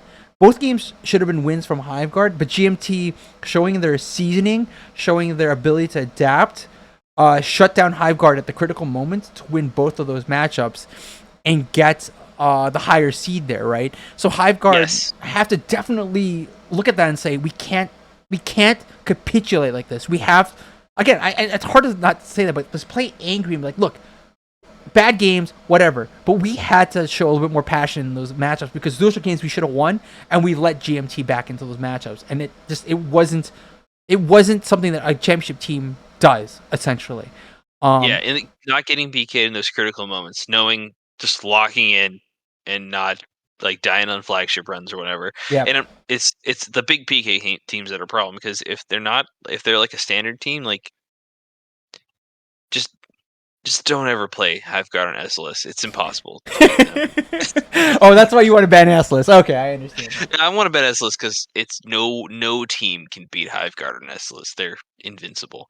But like you just they are so good. If you give them an inch, they will cross your ISD, double disable instantly, and then drop it in 30 seconds. Yeah. Like you cannot give Hive Guard an inch. They will just wreck you. No, again, I don't disagree. And it's just, yeah, we'll just see how they adapt. I mean, I think Savrup will be a good first test for them. If they struggle against Savrup, it's gonna be a tough, long playoff for them, even if they beat Savrup, right? So it's something that they're gonna have to show their grit on, coming into this. One thing I'll say is they did not have Dick Willie. Yeah. Maze had to play support. I don't think Maze is like worse at support than Dick Willie is, but like Maze is one of the best bombers in the game, and you don't have Maze flying bomber. There's a drop off there, right? It is So a severe trade off. Yes, 100%. yeah, And that's not. I mean, that's a good point. They definitely have the optimal setup, but I mean, it's the playoffs. I know everyone's trying to schedule on the optimal setup, so we'll see what happens. Hive Guard definitely. I think, maybe they haven't had a championship yet. They're looking for it. Maybe this is their year or this is their season. We'll see. But looking at number 2 right now, and this is not their official logo. I made that in AI. So Lions, if you want to steal that, go nuts. I will send you the file. GMT, the European team that came together this season. They dominated Group B for most of the season, and then they came into Group A in the final round and held strong mid-pack with that great showing against Hive Guard just this afternoon. They're a good mix of top-tier pilots, and they have just done whatever the hell they like. Almost everything they've flown has been off meta, and they've had a lot of splits this season, but they do have some 2-0s. I don't think they've lost a matchup. They've only drawn most of their matchups. So the question becomes, will they take this weird setup ideology into the finals, or will they look to try and win it via 2-2-1? Who knows? It's hard to say. GMT, it's up to them what they want to do here. They've had mixed success with the weird setups. Maybe 2-2-1 may win them more games. Who knows? But more importantly, and Sky, you pointed this earlier, they're all mostly EU. Can they use the lag to their advantage? When it works, it works. When it doesn't, it sucks, especially for PK. So, can GMT, who have leaned into the PK, take lag into their own hands, or will it come back to bite them? I don't know. We will see. Let's go with Scott. You first. What do you think on GMT here? I spoke with Lions a little bit earlier about this. They really like their 3.5 defender strategy, where they have 4 earlier. Then I think Lions switches and gets Yep. into a defender. Yep. They're sad they had the double drop against Cab that kind of fucked them over there. So I do think they're going to bring that back into the playoffs. I think that's just core to their identity. They recruited PK players to run this strategy. So I do not think they're going to run 2-2-1. And it's worked. It's worked. I think at first, the first round, everyone was laughing about it, but it's worked. Like teams came into it like, oh shit, how do we stop this? Right? Definitely.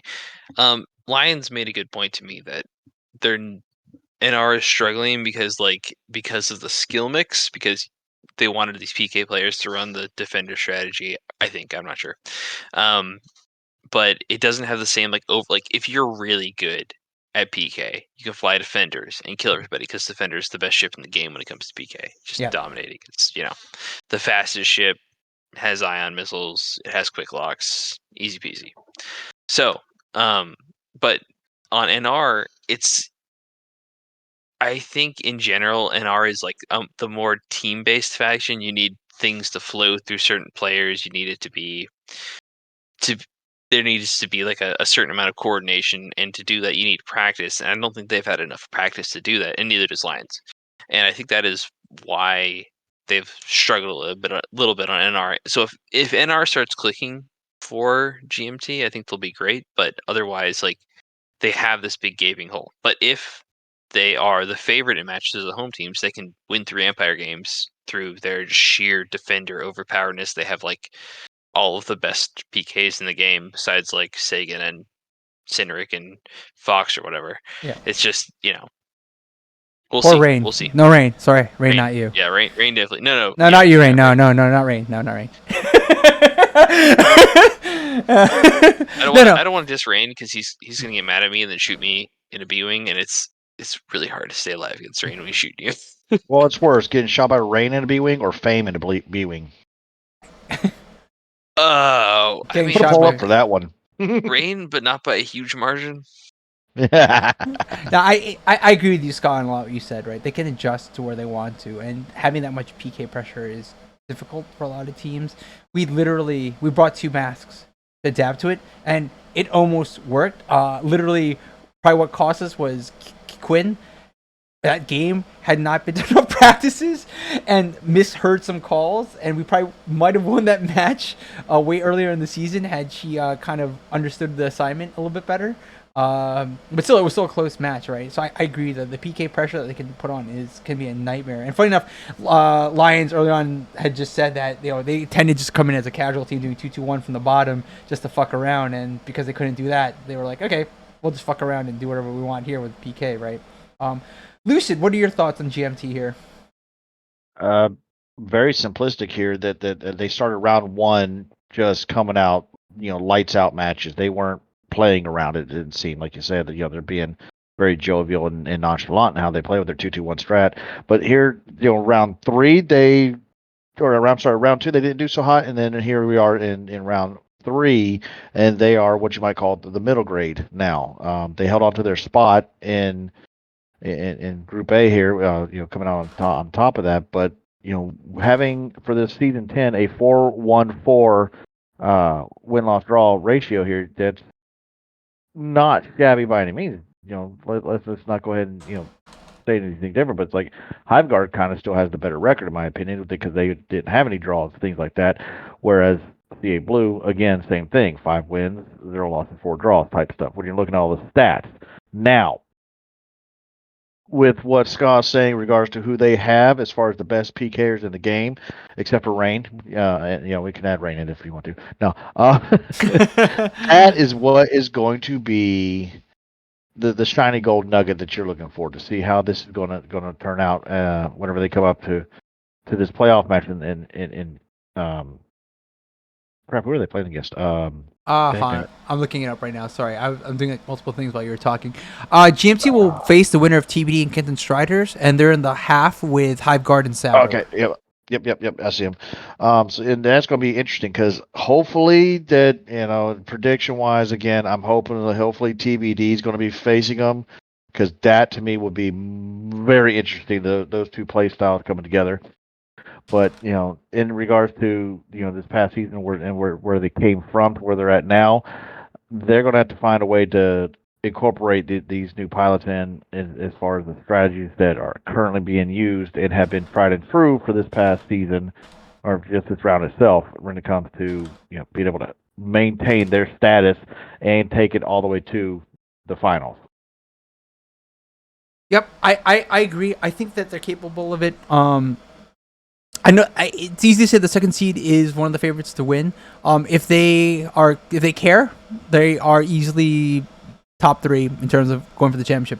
If they continue on their own, then we'll see, right? Because there's that randomness with that kind of chaos to that matter. So we'll see how it goes. I think GMT definitely on talent, can go to the championship, the finals, and push for a win. But we'll see what happens. We'll see if they keep to the ethos of keeping it light or if they're going to try and win a championship here. Before we go to the final team here, I do have a poll out there for the bottom half. Who wins the bottom half? Go ahead and get your votes out if you want to. I'll announce that at the end, and then we'll talk about Cavern Angels Blue here, who are the defending champions from last season. They dominated all 3 rounds of Group A, winning every single one. Again, they're the defending champions. They haven't had much change in terms of their roster. It's the same as last season. They are playing the same game that they played last season. They are strong against the meta teams. Scott might disagree with Hiveguard, but I mean they have shown that they're very, very good at crushing out meta teams in terms of their game plan. But will the off meta teams throw them off? They have played a couple of them this season, but it'll be hard. And I think the one thing is, championship curse, will they let their confidence get to them kind of deal, or will they hold it and kind of win a back-to-back here? Scott, what do you think? You already had an opinion, so go ahead. I think Cab is exceptionally good at beating off meta teams. I mean they're a meta team in that they run a lot of 2-2-1 stuff, and they are phenomenally good at dealing with stupid shit on the fly. Like they are good at that. They're good at game planning against that. That is their strength. I think like they've got great comms. They've been a team that's flown together like a lot. They're close knit, and when things get weird, they make changes fast and they win because of that. And I also think they've been practicing a lot. So I don't know. But can we all say that we respect Cab and they don't need to hold up this charade of being the like, oh, nobody believes in us team anymore. Like you've proven yourselves. You've won SCL. You've stayed in group with top of Group A for 3 seasons. Especially after You're the last alpha dog season, right right? now. A lot of people last season thought SCD was going to walk away with it, right? I think there's a little bit of disrespect to Cab in the finals last season. I think yes, there has been disrespect from Cab, but can we all say that we respect Cab now? Cab is the best team right now. We respect Cab. Oh, anyone who doesn't respect Cab play, I think was, I don't know. I guess it's just whatever personal reasons they may have. Cab is a team I've always respected. The Cab's always, and I think because Savrps and Cab especially have had a long history of rising at the same time, at the same skill level, at the same championship caliber, right? There was a time when we were kind of the bottom of the possibilities to the mid tier of the possibilities to now, we're one of those teams that every season everyone's like, okay, are these guys going to seriously challenge for a championship kind of deal? Cab has not shown any weaknesses in terms of last season to this season. They're the same exact team, just another season older, another season wiser. And I mean that's it. All I can say is maybe a little ennui might hurt them, but I don't think so. Rain hates losing. Rain is the kind of person, and Deadweight and Zug hate losing, right? They're the kind of people that don't take failure as an excuse. So Cab is the kind of team that always pushes themselves forward, right? And it's hard to not say that they're a favorite to win. Of course, I want to pick another team, right? Because it's just nature to not pick the number one team. But Cab is the favorite to win again this season. They have very few weaknesses. They've shown it all season. But they can't let complacency get to them as well, right? But I don't think that's going to happen because Rain and team are just too mentally strong for that to happen. And I just think it's hard for them not to lose this season, in my opinion. Lucid, what are your thoughts? Yep. There it is. I mean, again, look at the numbers from last season to this season. Know who the pilots are. You two have already just explained everything that you could. It's just they are the team to beat. Now, will they be able to get past their very first round that they got to go up? I can't wait to discuss that in more detail here in the next couple of moments here. But that's dominating all 3 rounds. They are the defending champions. Yeah, but what is that? Are they? If you were to look at this like a boxing, like are they the Muhammad Ali currently of SCL? Is that what we're calling them? They're the Georgia of SCL in terms of college football. Ooh, oh, that stings. And I'm an Auburn person, so it hurts. Oh man. Oh, sorry. I'm reliving flashbacks from the other night. I Ouch. honestly I forgot that they lost the other night, but like they're the dominant team of the last few years. They're the meta team right now is Georgia. In retrospect, man. that sounds really bad mannered, and I apologize. I mentioned it as in Georgia has dominated for 3 straight years. They won a championship. They won another one, which Cab is about to do, and then they just barely lose a third one, basically. No, So I get what you're saying. this season, Cab And wins. Neri Next Siren's season, going to be Cab barely loses. Neri Sirens is then going to turn out to be Alabama. They're going to roll all over CA Blue. That's what's going to happen, right? Yeah. Oh, you don't sound confident. I think Cab is going to beat us. Oh, you think you're saying you're gonna make the finals? Ah, I see. No, I'm not making the final. We're not. We're losing to Randos. If we luckily somehow maybe Randos has the flu and we win, then we're losing to Cap. Just how it's got to be. Oh my goodness. I think. I mean, yeah, it's really. All right, I was looking at the chat. I think it's really hard not to see Cab winning in their half, right? I think it's gonna be definitely who at the bottom half has the more unique game plan in order to upset Cab in terms of their preparation. But it's gonna be interesting. Cab this year I think has been tighter than they've ever been in terms of preparation for their game plans, They're especially so coming into fast. yeah.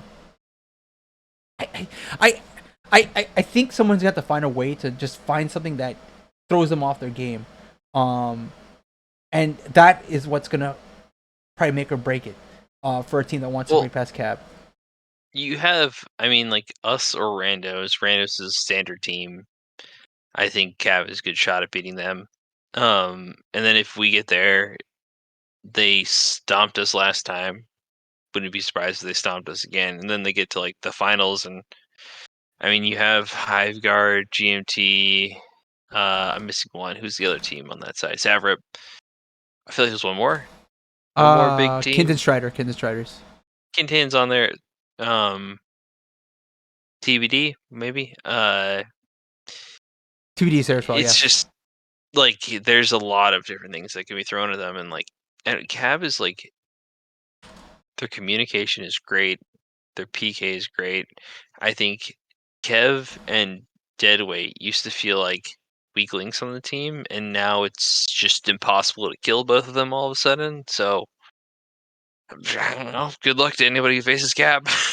Yeah, it'll be interesting. And I think it will make for compelling playoffs this time around. So we'll see. Just really quickly. Oh crap. Oh no. It threw away. So I had a poll out there for who's going the bottom half, and it was a three-way tie between Hiveguard, GMT, and the Kitten Striders. Funny enough, with multiple votes. I currently have another one for the top half. So while that's running, why don't we go to the playoff bracket here? Oh no, what did I do? Oh, I have it. There it is. Sorry. Let's go to the playoff bracket here. Let's talk a little bit about what we have coming up. So there will be play-ins before next Saturday, I believe, needs to be completed. So we have Hellporgs and CA Thunder and TBD and Kenton Striders. Why don't we start with Hellporgs and CA Thunder? Ska, what do you think? Who wins that? And what's the layout? Oh, that's hard. I mean, they've been there 3-0 three times. I think Oh, right. I'll fix that. Hellporgs I'll fix that. Sorry. feels like the stronger team, but I kind of think the revenge factor in adding Revenite and you having this Revenite Sushi duo. I think over 5 games, I want to say 3-2. Cavern Angels Thunder wins. Ooh, spicy, spicy. Lucid, what do you think? I'm actually have to go with Hellporgs on this one because I think that once again the kryptonite for CA Thunder is clock management. I'll put it in that fashion since you got me thinking about football. But their clock management is what's going to be their undoing, so to speak, when it comes down to the final result. I mean, are they going to get the opening flip? I think they'll win the flips, but I do not think they'll be able to handle the environmental changes of teams swapping out loadouts and things like that. So I'm gonna have to go with Hellporgs on this one here. Just straight up, taking it all straight, two straight off the bat. Ooh, too short the bat, maybe a 3-0 there. I'm kind of with you. I think Hellporg's in 3-1 here. I think Hellporg's map selection, they're very experienced at, and I just think Thunder, the struggles all season will probably come to a head here. I don't think they'll capitulate. I definitely think they'll probably take a game off Hellporgs in a split somewhere, but then Porgs will probably win game 3 or 4 and finish it off kind of deal and go 3-1 here. Underestimate my boy Revenite at your own barrel. But that's just one pilot though. That's the thing. And yes, one pilot can win it all. Feels like more. Yes. Let's look at the other play-in matchup: TBD versus Kitten Striders. I think some people might think this lopsided, but I don't know. Lucid, what do you think? Let's start with I'm you. gonna have to go with TBD on this one. Bottom line, they are just the underdog as they've come into. Was this their second season now? Second season. Getting back to Yeah. second. Idiots Array, second Can't season. say the word. Second season. No, second season coming back into this. And yes, they don't practice either. But whenever they do show up, in which is the playoffs, I think they're going to go. They're going to show up, but it is going to be close. I don't think there's going to be breathing room for any mistakes and Kintan will spank that ass if you make a mistake. They will take full advantage of that, no doubt in my mind. So TBD is going to have to pretty much fly flawlessly, but I'm thinking it's going to be a split down the middle pretty much, but TBD is going to come out with the second win in the third round. Ooh, or third okay. match. Yeah, okay. So that looks like it might be a 3-1, 3-2 for you. How about you, Scott? What do you think? I mean, like, no disrespect to Kintan. I love them. They're good. I think they have a legitimate opportunity to win this match, but I think TBD takes it 3-0. 3-0. Yeah, I mean, 3-0. Wow. It's hard. It's hard. I think Kinden Striders. Looking at the background stuff. Kinden Striders are going to come in hungry. Again, they've turned up for the playoffs, and they've always shocked everyone around them in terms of how successful they've been in the playoffs. But looking on paper, I think TBD just has the PK to kind of suppress some of the weaknesses of Kinden Striders. I think the Striders The OBJ too. Yeah, no. But the thing is, I think the Kinden Striders might OBJ wise be slightly sharper, especially on the farm. But I just think maybe Kinder Stars take a game, lucky to get 2 games. I think it's going to be 3-1 in favor of TBD, maybe 3-2, but I'm leaning 3-1 in this matchup. In terms of that. So I don't want to go into the CA Blue and GMT match since those are kind of open. Let's look at the other 2 open matches before we kind of predict who we think is going to win the championship and talk about closing remarks here. Whoa. We What? should pick whoever we pick to win the match to win against CA Blue and GMT. Well, I mean, it's being very complicated to go down the line. I don't want to track all this shit. I mean, you want Okay, to fine. Well, another okay, hour give a talking? shit. okay. We can talk for another hour. We'll roll back to those. How about Randall Orange versus Niwi Siren? Let's start with you, Lucid. Randall Orange versus Niwi Siren. What do you think here? I'm definitely going with Niwi on this one. They've got the track record for this entire season 10 of SCL to show that they have and they are continuing to improve in their game plan and in the way that they roll. And that the Randalorians are kind of just they're plateaued right now. So, with that being said, are they going to come out a little hungrier? Quite possibly. But if you're hungry, you're going to start trying to eat everything all at once instead of being smart about what you're putting up in your mouth, and that's going to cause mistakes. Oh, what happened here? So that I guess I started fat shaming. I don't know what happened. So you think Siren 3-1, 3-1, 3-0? No, actually, I think it's going to be split. 3-2. 3-2 on that one.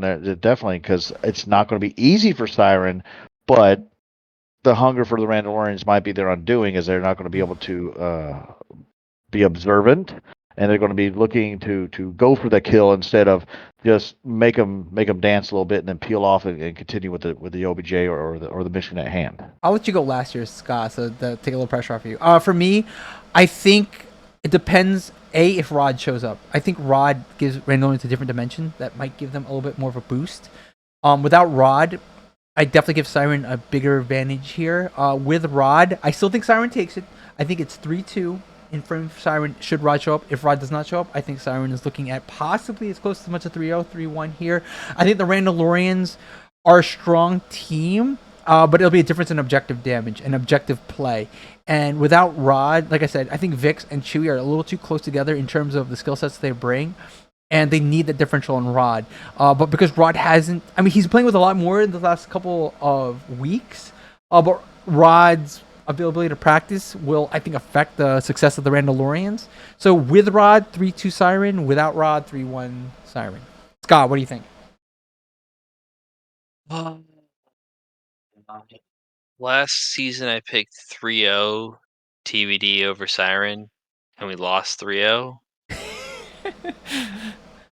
That was painful. So,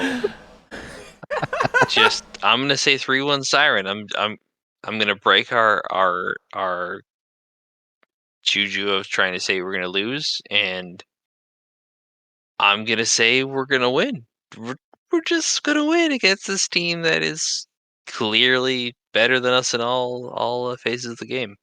I think that you guys are underselling yourselves, but we'll see. We'll see what happens. You guys are scheduling right now. We'll find out. It should be close to the end of the week.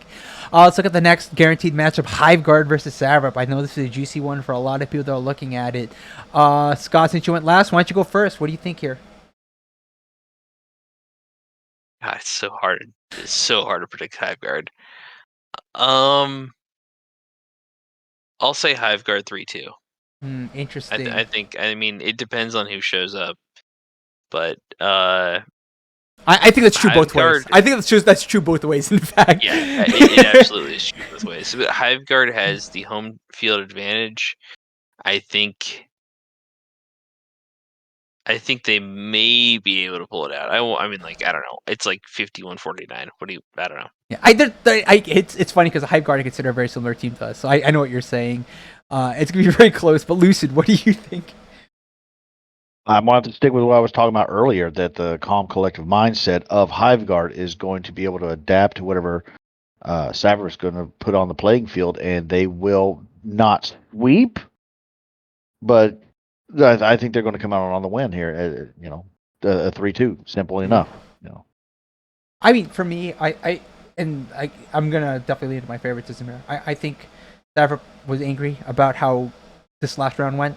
It did not go the way we wanted to, especially the embarrassment at Niwi Siren. This team is not happy with how it went, and a team like Hive Guard, we want to make a statement game, right? So I think that little bit of passion might be the edge we could take against Hive Guard. Have you considered asking Sagan to run a Torque-B? Maybe. Well, who knows? Who knows?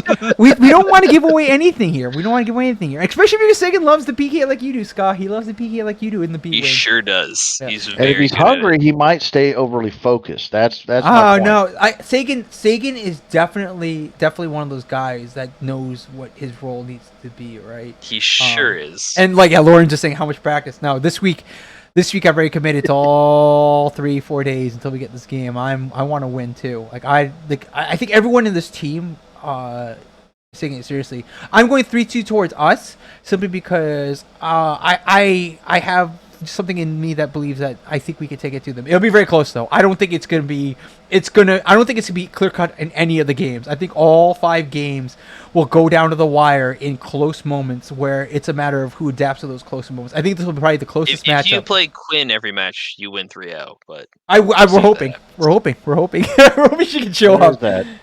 What I do know is of the teams we've already discussed for these rounds coming up for the playoffs is I'd be happy to do the casting for the first 2 sets, but getting to the next bracket, it's like I'd rather just sit back and watch it than try to keep up with all the action that you are about to see. It's going to be amazing. Absolutely amazing. I think I think we said this at the top. This is the closest in terms of skill and tactics this league has ever been, and it's hard. Mm-hmm. The 3 of us just recently said that I'd say Blue is a clear-cut favorite, and that may be true, but I don't think it's an easy walk to the finals for a team like Say Blue. No, not at all. Like, it's like a 20% chance for a bunch of teams and a 25% chance for CA Blue. Exactly. Hellporgs are hot. Siren is hot. They ended this season on a high note. Kindred Striders, they are also hot as well, but again, TBD, what can you do? Everyone's that's ready to go against CA Blue, or whether it's your top brackets or bottom brackets. They're looking, they're pumped and ready, and doing these practices are just going to make them even more better. Yeah, no, Mo better, not more better. They're going to get Mo better. Yeah, I absolutely agree, and I think every team, all 10 of these teams believe that they can get to at least the semifinal. And with a moment of brilliance, get to the final, right? This is one of those. This is a season where I believe that is true for once. I don't think any team here doesn't have a shot to get into the semifinals. With a moment of brilliance against any of their matchups here, it's very possible, right? It's just a matter of do you take those moments and win the matchups you need to. But we're closing on 2 hours, so I kind of want to get to the next 2 matchups that everyone wants us to go over, even though I think they're kind of open. It's kind of hard to say. Let's go with the CA Blue matchup. No, sorry. Let's finish with the CA Blue matchup. Let's go with the GMT matchup. TBD versus Kindred Striders. We all said TBD. Let's go with you, Lucid, first. TBD versus GMT. Who do you think wins that?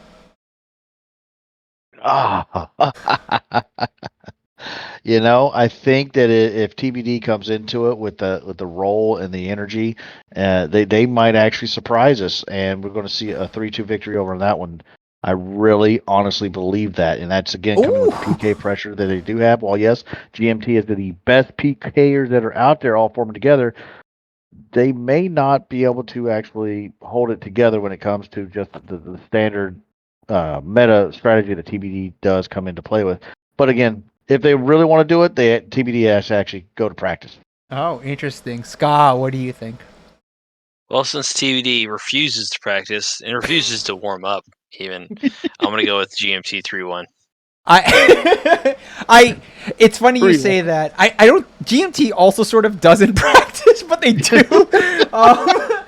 I it depends on who shows up for TBD. But TBD actively doesn't practice. GMT wants to practice. They just can't find scrim partners and whatnot. That's true. I think GMT and TBD are the same team of the same coin, just different parts that are all smashed together. But I kind of agree with you, Scott. I think GMT wins 3-2 simply because GMT has, I think, the better parts in terms of practice and readiness versus TBD. But those two teams will do the craziest shit against each other, and who knows? And I think those will be some wild games which no one can predict. Oh, chat's already saying there's going to be a lot of killing. Oh yeah, there's absolutely gonna be a lot of killing. They're not going to shoot at capital ships. They're just going to shoot at each other. There's going to be a lot of killing. I'm expecting a lot of PK in this game. Absolutely, it's just a matter of which game. I'm just glad they're on the opposite side of the bracket. Oh my god, yeah. You know what, Lucid? Maybe you and I should cast that game together just so we can have a hoot about that one. That would be good. That would be freaking. Oh my god, lots of it. Yeah, I would watch one team, you watch the other, and we'll freaking that way we can keep up with the action. Yeah, it's. I don't even know what to expect other than just deaths. Okay, at the top, we'll review this one last, and then we'll go into final thoughts of predictions, and maybe someone Fame wanted us to review who we think the most improved team. Well, we'll talk about some of the teams this season and who we think most improved player, and just kind of other outstanding stuff. But let's go with this last one here. Say Blue versus who you thought would win. Let's start with you, Scott. Say Blue. I think you chose Hellporgs. I choose Cat. I chose Cat. What do you think? I think Sea Blue wins over Cat. I mean, Sea Blue is just too good right now. Yeah, 3-0. Yeah, okay. Lucid, what do you think? Well, I would love to see CA Blue and Cat go against each other because they also are very good scrim buddies as well. Yep, absolutely. So they know each other really well too. But I still think Hellporgs is going to come out and they're going to capitalize on some of the slow play that CA Thunder actually can get held up with. So it's going to be CA Blue versus Hellporgs. But again, that's just going to be a mismatch. It's going to be straight up over in 3. Over in 3. Interesting. I mean, I picked Hellporgs as well. I think they take one game against Blue. I think Hellporgs want that statement that, they're still improving, that they're still a team to be afraid of. But I do agree. I think Blue kind of has their number here. So for me, it's going to be 3-1 to CA Blue going into the semifinals. I'd be curious on this, though, if CA Blue would maybe not necessarily. I'm going to be very. I'm sure I might get some slaps in the face later on for this one. I don't think CA Blue would be doing this on purpose, but maybe to try out a strategy or to throw off the other teams thinking, what in the world? They got something I don't know. Possibly throw a game. No, I don't think they do that. Rain team would never do that. I think CA Blue, A, respects the league too much to do that, and B, Blue has their game plans. Maybe they might try something a little bit off, but I don't think they would. I don't think they would ever do something that would be way off base. Just for at me. Nah, I know, but Pseudo has it right. Pseudo has it right. That's not how Cab is. That's not what Cab does. I know that, but it's something that it's a possibility. That's why I didn't mean it's going to slap me in the face by them throwing a game, but just to say, hey, if my kid's okay. 1 second. Yeah. Okay. Go ahead. Sorry, Lucy. Continue. Yeah, just to say, hey, let's try this. We've got 2 games up right now, so let's try this and see. Just to. Something like that. But again, I'm not saying that's what they would do, but it's possible. Yeah. You never know. Okay, well, let's do this. Okay. While we're waiting for Scott to come back. So the top half pick was Cab. From the audience here, Randos was number 2 with 3 picks, and then the rest had 1 vote. I need rid of the Likus. Hold on 1 second. Promise you guys I'll do that. Yeah. And Cavs. I promise Cavs as well. Hold on. Wait, hang on. Where is this? What are you doing? Oh, dear God. Seriously, you do this? Oh, yeah. I promise people this shit, and I have to wear this. Okay. I am so sorry. Okay, and one more thing, the Cavs. I think you all wanted to see the Cavs. And then before we get, actually, no, before I do the Cavs, to keep you all around here, I think there was a talk of people wanted to. God damn, I can't wear both the helmet and the Liku. You get one or the other. I can't wear both. No, it doesn't fit. I already tried. I think the talk of the town was before we pick our who we think is going to win the championship. Guys, who do you think was the most improved player and the most improved team of this season? And I think, Lucid, I'll start with you since you've cast the most games. Who do you think was the most improved player and most improved team so far? As far as players go, I mean, it's harder for to go with just a player, because everyone's been around for so long that it's hard to sit there and go, okay, yeah, because everybody that plays, they all have that one role that they're good at, but when you start doing off roles, I think that's where I would actually go with who's the most improved. I got nothing on that one. But as far How about MVP? How about this? How about MVP? What do you think? Who do you think was the most important player this season was in terms of the outcome of their team? I mean, for that case right there, I'd be looking down at the Laser Rangers then. They're the ones that have improved the most in that situation. But who? God bless, man. Talk about on the spot on that one. I don't have an answer for that one. To be honest, wow. I don't. But most improved team was definitely Laser Rangers, in my opinion. Okay. How about you, Scott? Most improved player and most improved team. Oh, most improved player, most improved team. A lot of improved players. I'll say Revenite. It's all. I mean, he just seems like he's getting better and better. Like I didn't really know him beforehand. He seemed like he was just like, oh, he's just a whatever seal, and now he's terrifying. So Revenite. Most improved team. Um, I'll say Cab. Yes, they won the championship last year. But they had a tough time last season staying in A, losing a little bit, and I think this season, maybe because they won, they feel the motivation to stay number one.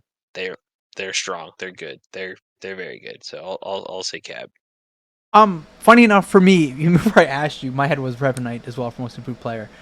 And not that Revenite was bad last season. Revenite was great last season. I think the big difference was that Revenite got the chance to showcase his offseason improvements, and especially at the end of last season, the work he had done. He is a very scary PK player, and I'm hoping he kind of sticks with his team and doesn't get poached by one of the higher end teams. Yeah, me too. I'm hoping he stays there and tries and carries his team to a Group B finish next season. I think that whole team deserves it, and Revenite deserves to kind of be the ace in the hole of such a project, essentially. If Revenite and Suchi and like they start to mold in well with the rest of Cat, like they could be really good.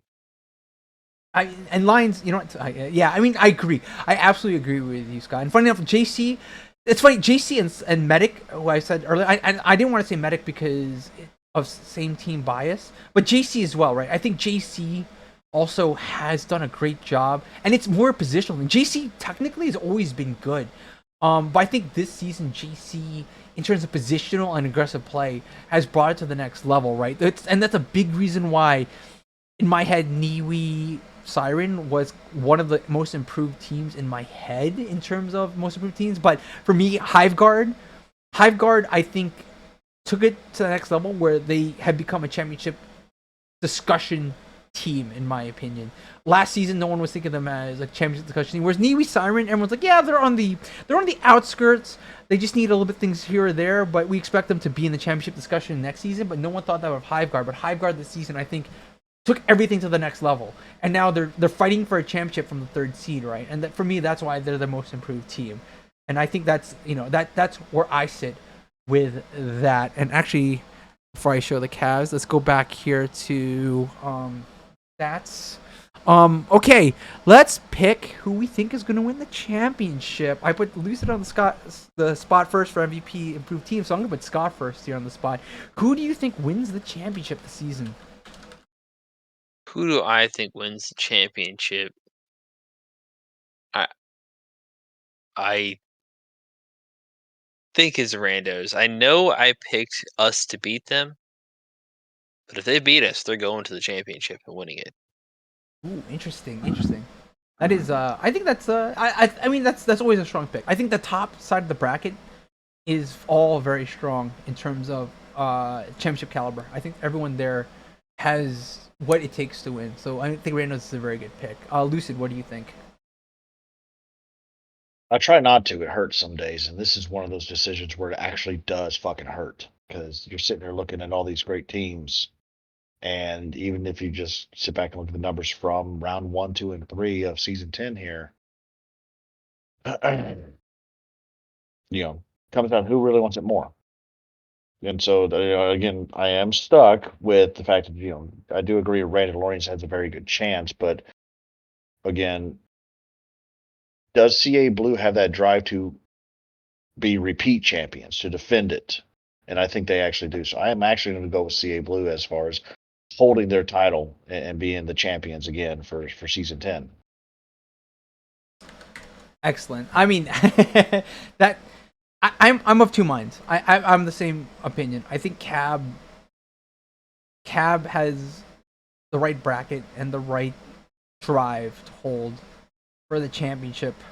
But a part of me, oh man, a part of me wants to sit there and say, but the bottom half of the bracket has a lot of weird setup wild cards that only get stronger as the playoffs run deeper. So Yeah. does Cab? I don't see this Cab again. Can Cab face off complacency to make sure they don't get shocked by a team from the bottom bracket, or does the team from the bottom bracket kind of steal it? And like it's been kind of the story for the last couple of the seasons where the team everyone expected to win just didn't turn it on at the last second, and we got 5-game sets, which ended up being very, very close, right? Who was that? I didn't see who jumped in. Igna, Inga. Sitka? Oh, Sika. Hi, Sika. I Fucking idiot. Hey, yeah, Sika. Man, I mean, if GMT gave a shit and turned it on, my pick is GMT. But otherwise, it's Cab. Man. Okay, I'm gonna pick GMT just because you already picked Cab, Lucid. But I mean, it's gonna be either GMT or Cab. But I'm gonna say GMT for this pick because you already picked Cab. Yeah, but GMT's got to beat out TBD. Yeah, that's true. But I don't know. I already picked GMT to beat TBD at this point. Oh, okay. That's going to be fun and interesting to see. But like you said, GMT does have I hate using this word. They have a very nice setup of an experienced team. I'm going to change up words there because I was going to say they're stacked, but that would be improper to say. So they're the experience of GMT all collectively is going to be very interesting. And if it comes down to the finals, yeah, CA Blue versus GMT, that would be a fun one to watch. You did not miss the Cavs 0. I'm about to show them. Just give me a second here. Yeah, I mean, definitely. The bottom half of the bracket is hard to predict. I don't. For the bottom of the bracket, I want to say GMT again, but I don't know. I don't think that's a guaranteed walk for GMT. I mean, I think actually the winner of the Savrip Hiveguard game has a very good shout to make it to the finals, and I think that's actually going to be the true path to the finals. Whoever wins Hiveguard Savrip. But again, it's only because if GMT decides to continue their maiming ways, it's a 5-game win for whoever wins Hiveguard Savrip. But if GMT no, we're gonna win this, then it becomes a 5-3. It becomes a 5-game set towards GMT, in my opinion, right? So what you're saying is if they choose to turn on their foot macros, then they're going to win. Yeah, exactly. But Gotcha. I mean, Gotcha. I can't. Again, Cap doesn't have an easy bracket either. Again, this will be very close. It'll be a very close matchup. It's gonna be hard, and it's I think this has been a good discussion about how we see this, how this goes. Before I show the Cavs for Fox, who's been waiting 2 hours for this. Why don't we have some any closing thoughts here, Scott? Any closing thoughts in the playoffs, the season, and how we go about going to season 11? Yeah, I mean, I'm excited for season 11. excited for all these seasons. This has just been great. I love SCL. I love the Squadrons community as a whole. It's pretty much my favorite thing to do in my free time. So I hope everybody returns and we can continue to field enough folks to run a real competitive league where we can do this sort of stuff. I hope there are new teams. In fact, I mean, there's been talk of possibly some new teams joining, so I'm hoping that's true. I would love new teams. New blood to the community is great. Of course, we got all these dumb mechanics that we have to teach everybody to do, but whatever, it's fine. I It's just part of fly the game straight. at It'll this be point. okay. Fly straight. Go back to XBT days. Yeah, that's true. That's true. Lucid, what are your thoughts? More blood's great. Lucid, what are your thoughts at the closing here? One definitely, I agree 100% with Scott that seeing some new teams, new bloods. Please, let's see if that come to fruition. I know for myself, starting next year, I'll be able to jump back in a pilot seat, but boy, I'm going to be rusty as I'll get out.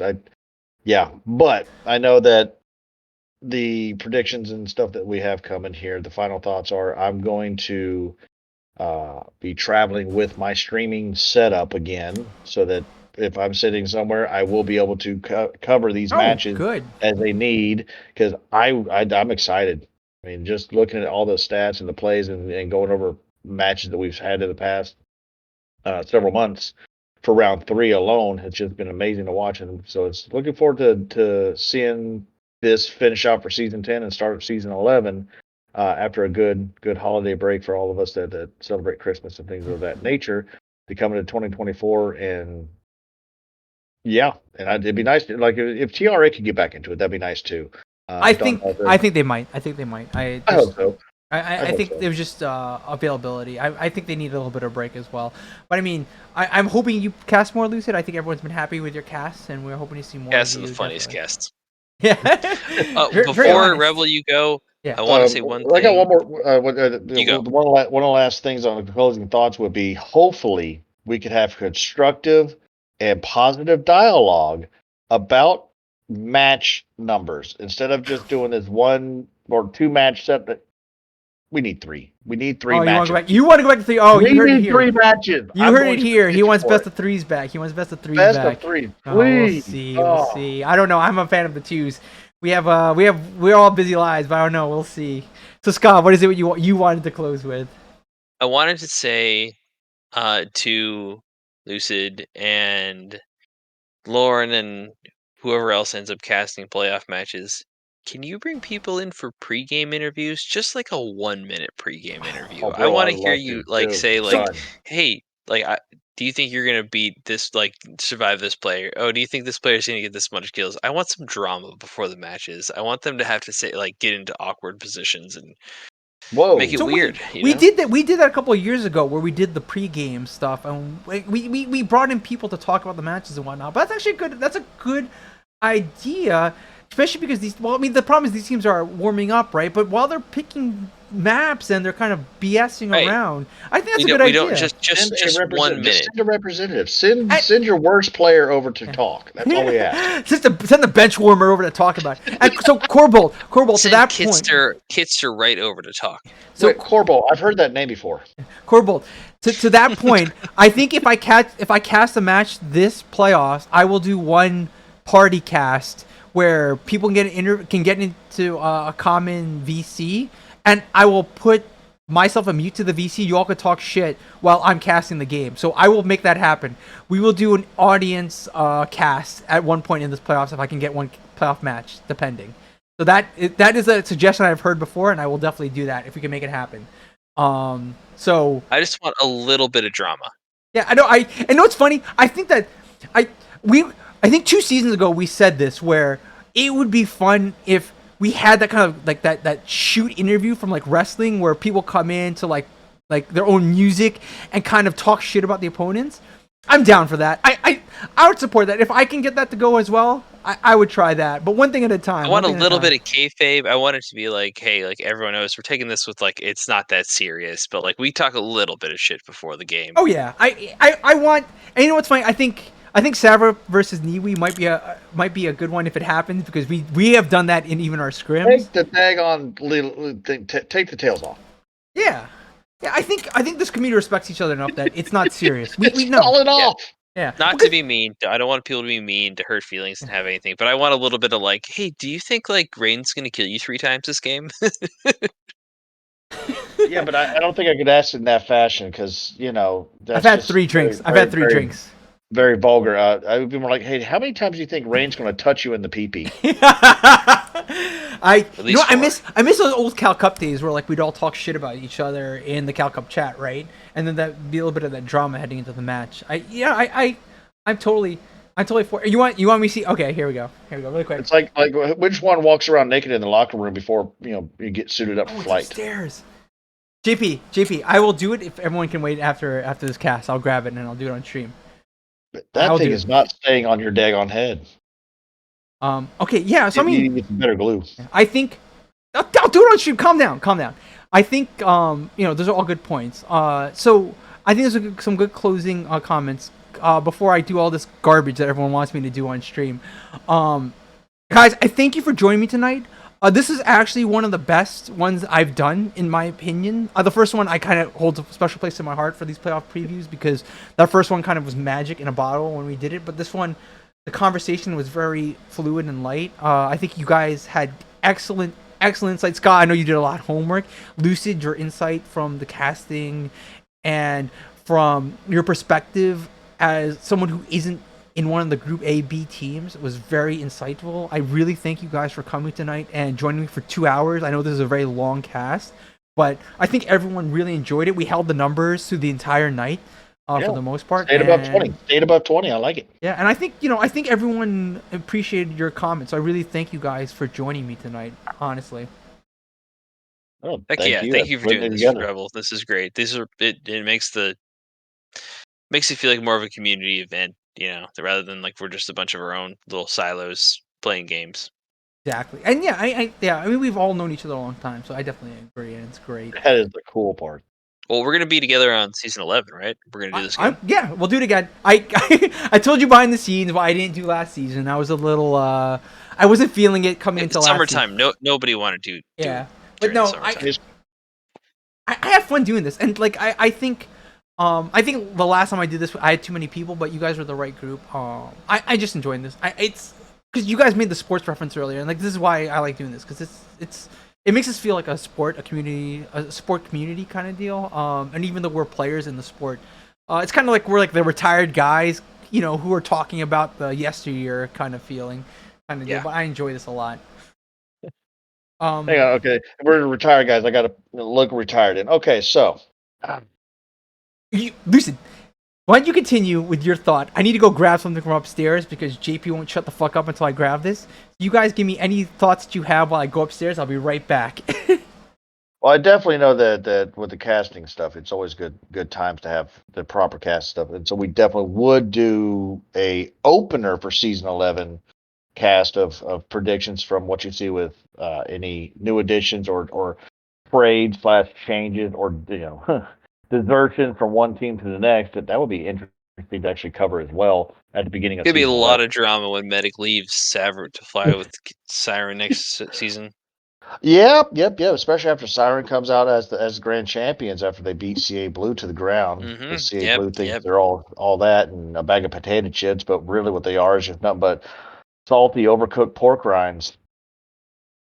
There's your Southern reference right there. So. Rain? Oh gosh, he puts his pants on just like you do. Sometimes he forgets to do the zipper though. I returned. I don't know what you guys spoke about, so I'm hopefully it was Oh, you missed a good Southern reference I had. I just said Medic was going to leave Savert for New next season. It's not a big deal though. Oh, I don't think he can do that because you guys cheer him, or you boo him every time he comes into the match, so he can't abide by that. We cheer everybody. I know you do. It's funny though. Medic really hates that. Okay, so I promised 2 things to the stream, Cavs, which I'll finish with, but JP at my 40th birthday gave me this little thing here. It's a Dutch boy, it's a famous statue, which puts out alcohol. Well, it puts out liquids, but I put rum in here. So JP, I hope you're still in chat. Everyone who was in the Savrip Discord has seen this before, but here's me drinking from JPP's PP. Oh, wait, that's back here. Shut up. Just no. Oh, Some rum in God. there. There's some rum in there. Some That- delicious rum. That is. I want JP. I want to know where you got that because I've got friends I can send that to. Oh my gosh.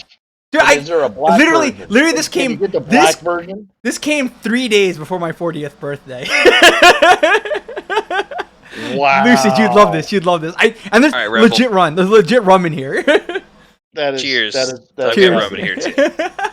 and the last closing thing, Fox. Hope you're still watching. Here are the Cavs. I'm gonna go to big view for you. Big view for you, buddy.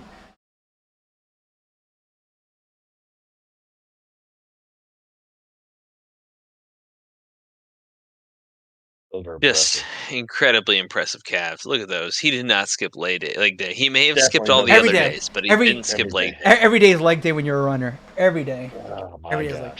But okay, I mean, back to the seriousness, and everyone has been here for guys, thank you for being here for 2 hours, having this kind of 2.5 energy. hours at this point. Yeah, having this kind of energy 2.5 hours in. I don't. You guys are nuts. But seriously, Scott, Lucid, thank you so much for this. This I think was a great cast. I can't wait to cover the playoffs. Oh gosh. Um, Sorry, I can't chug water. You're choking on water, man. Get some fucking beer. You're on work trip, man. Put the beer on the expense account. Don't you own the Lifestyle company, though? change.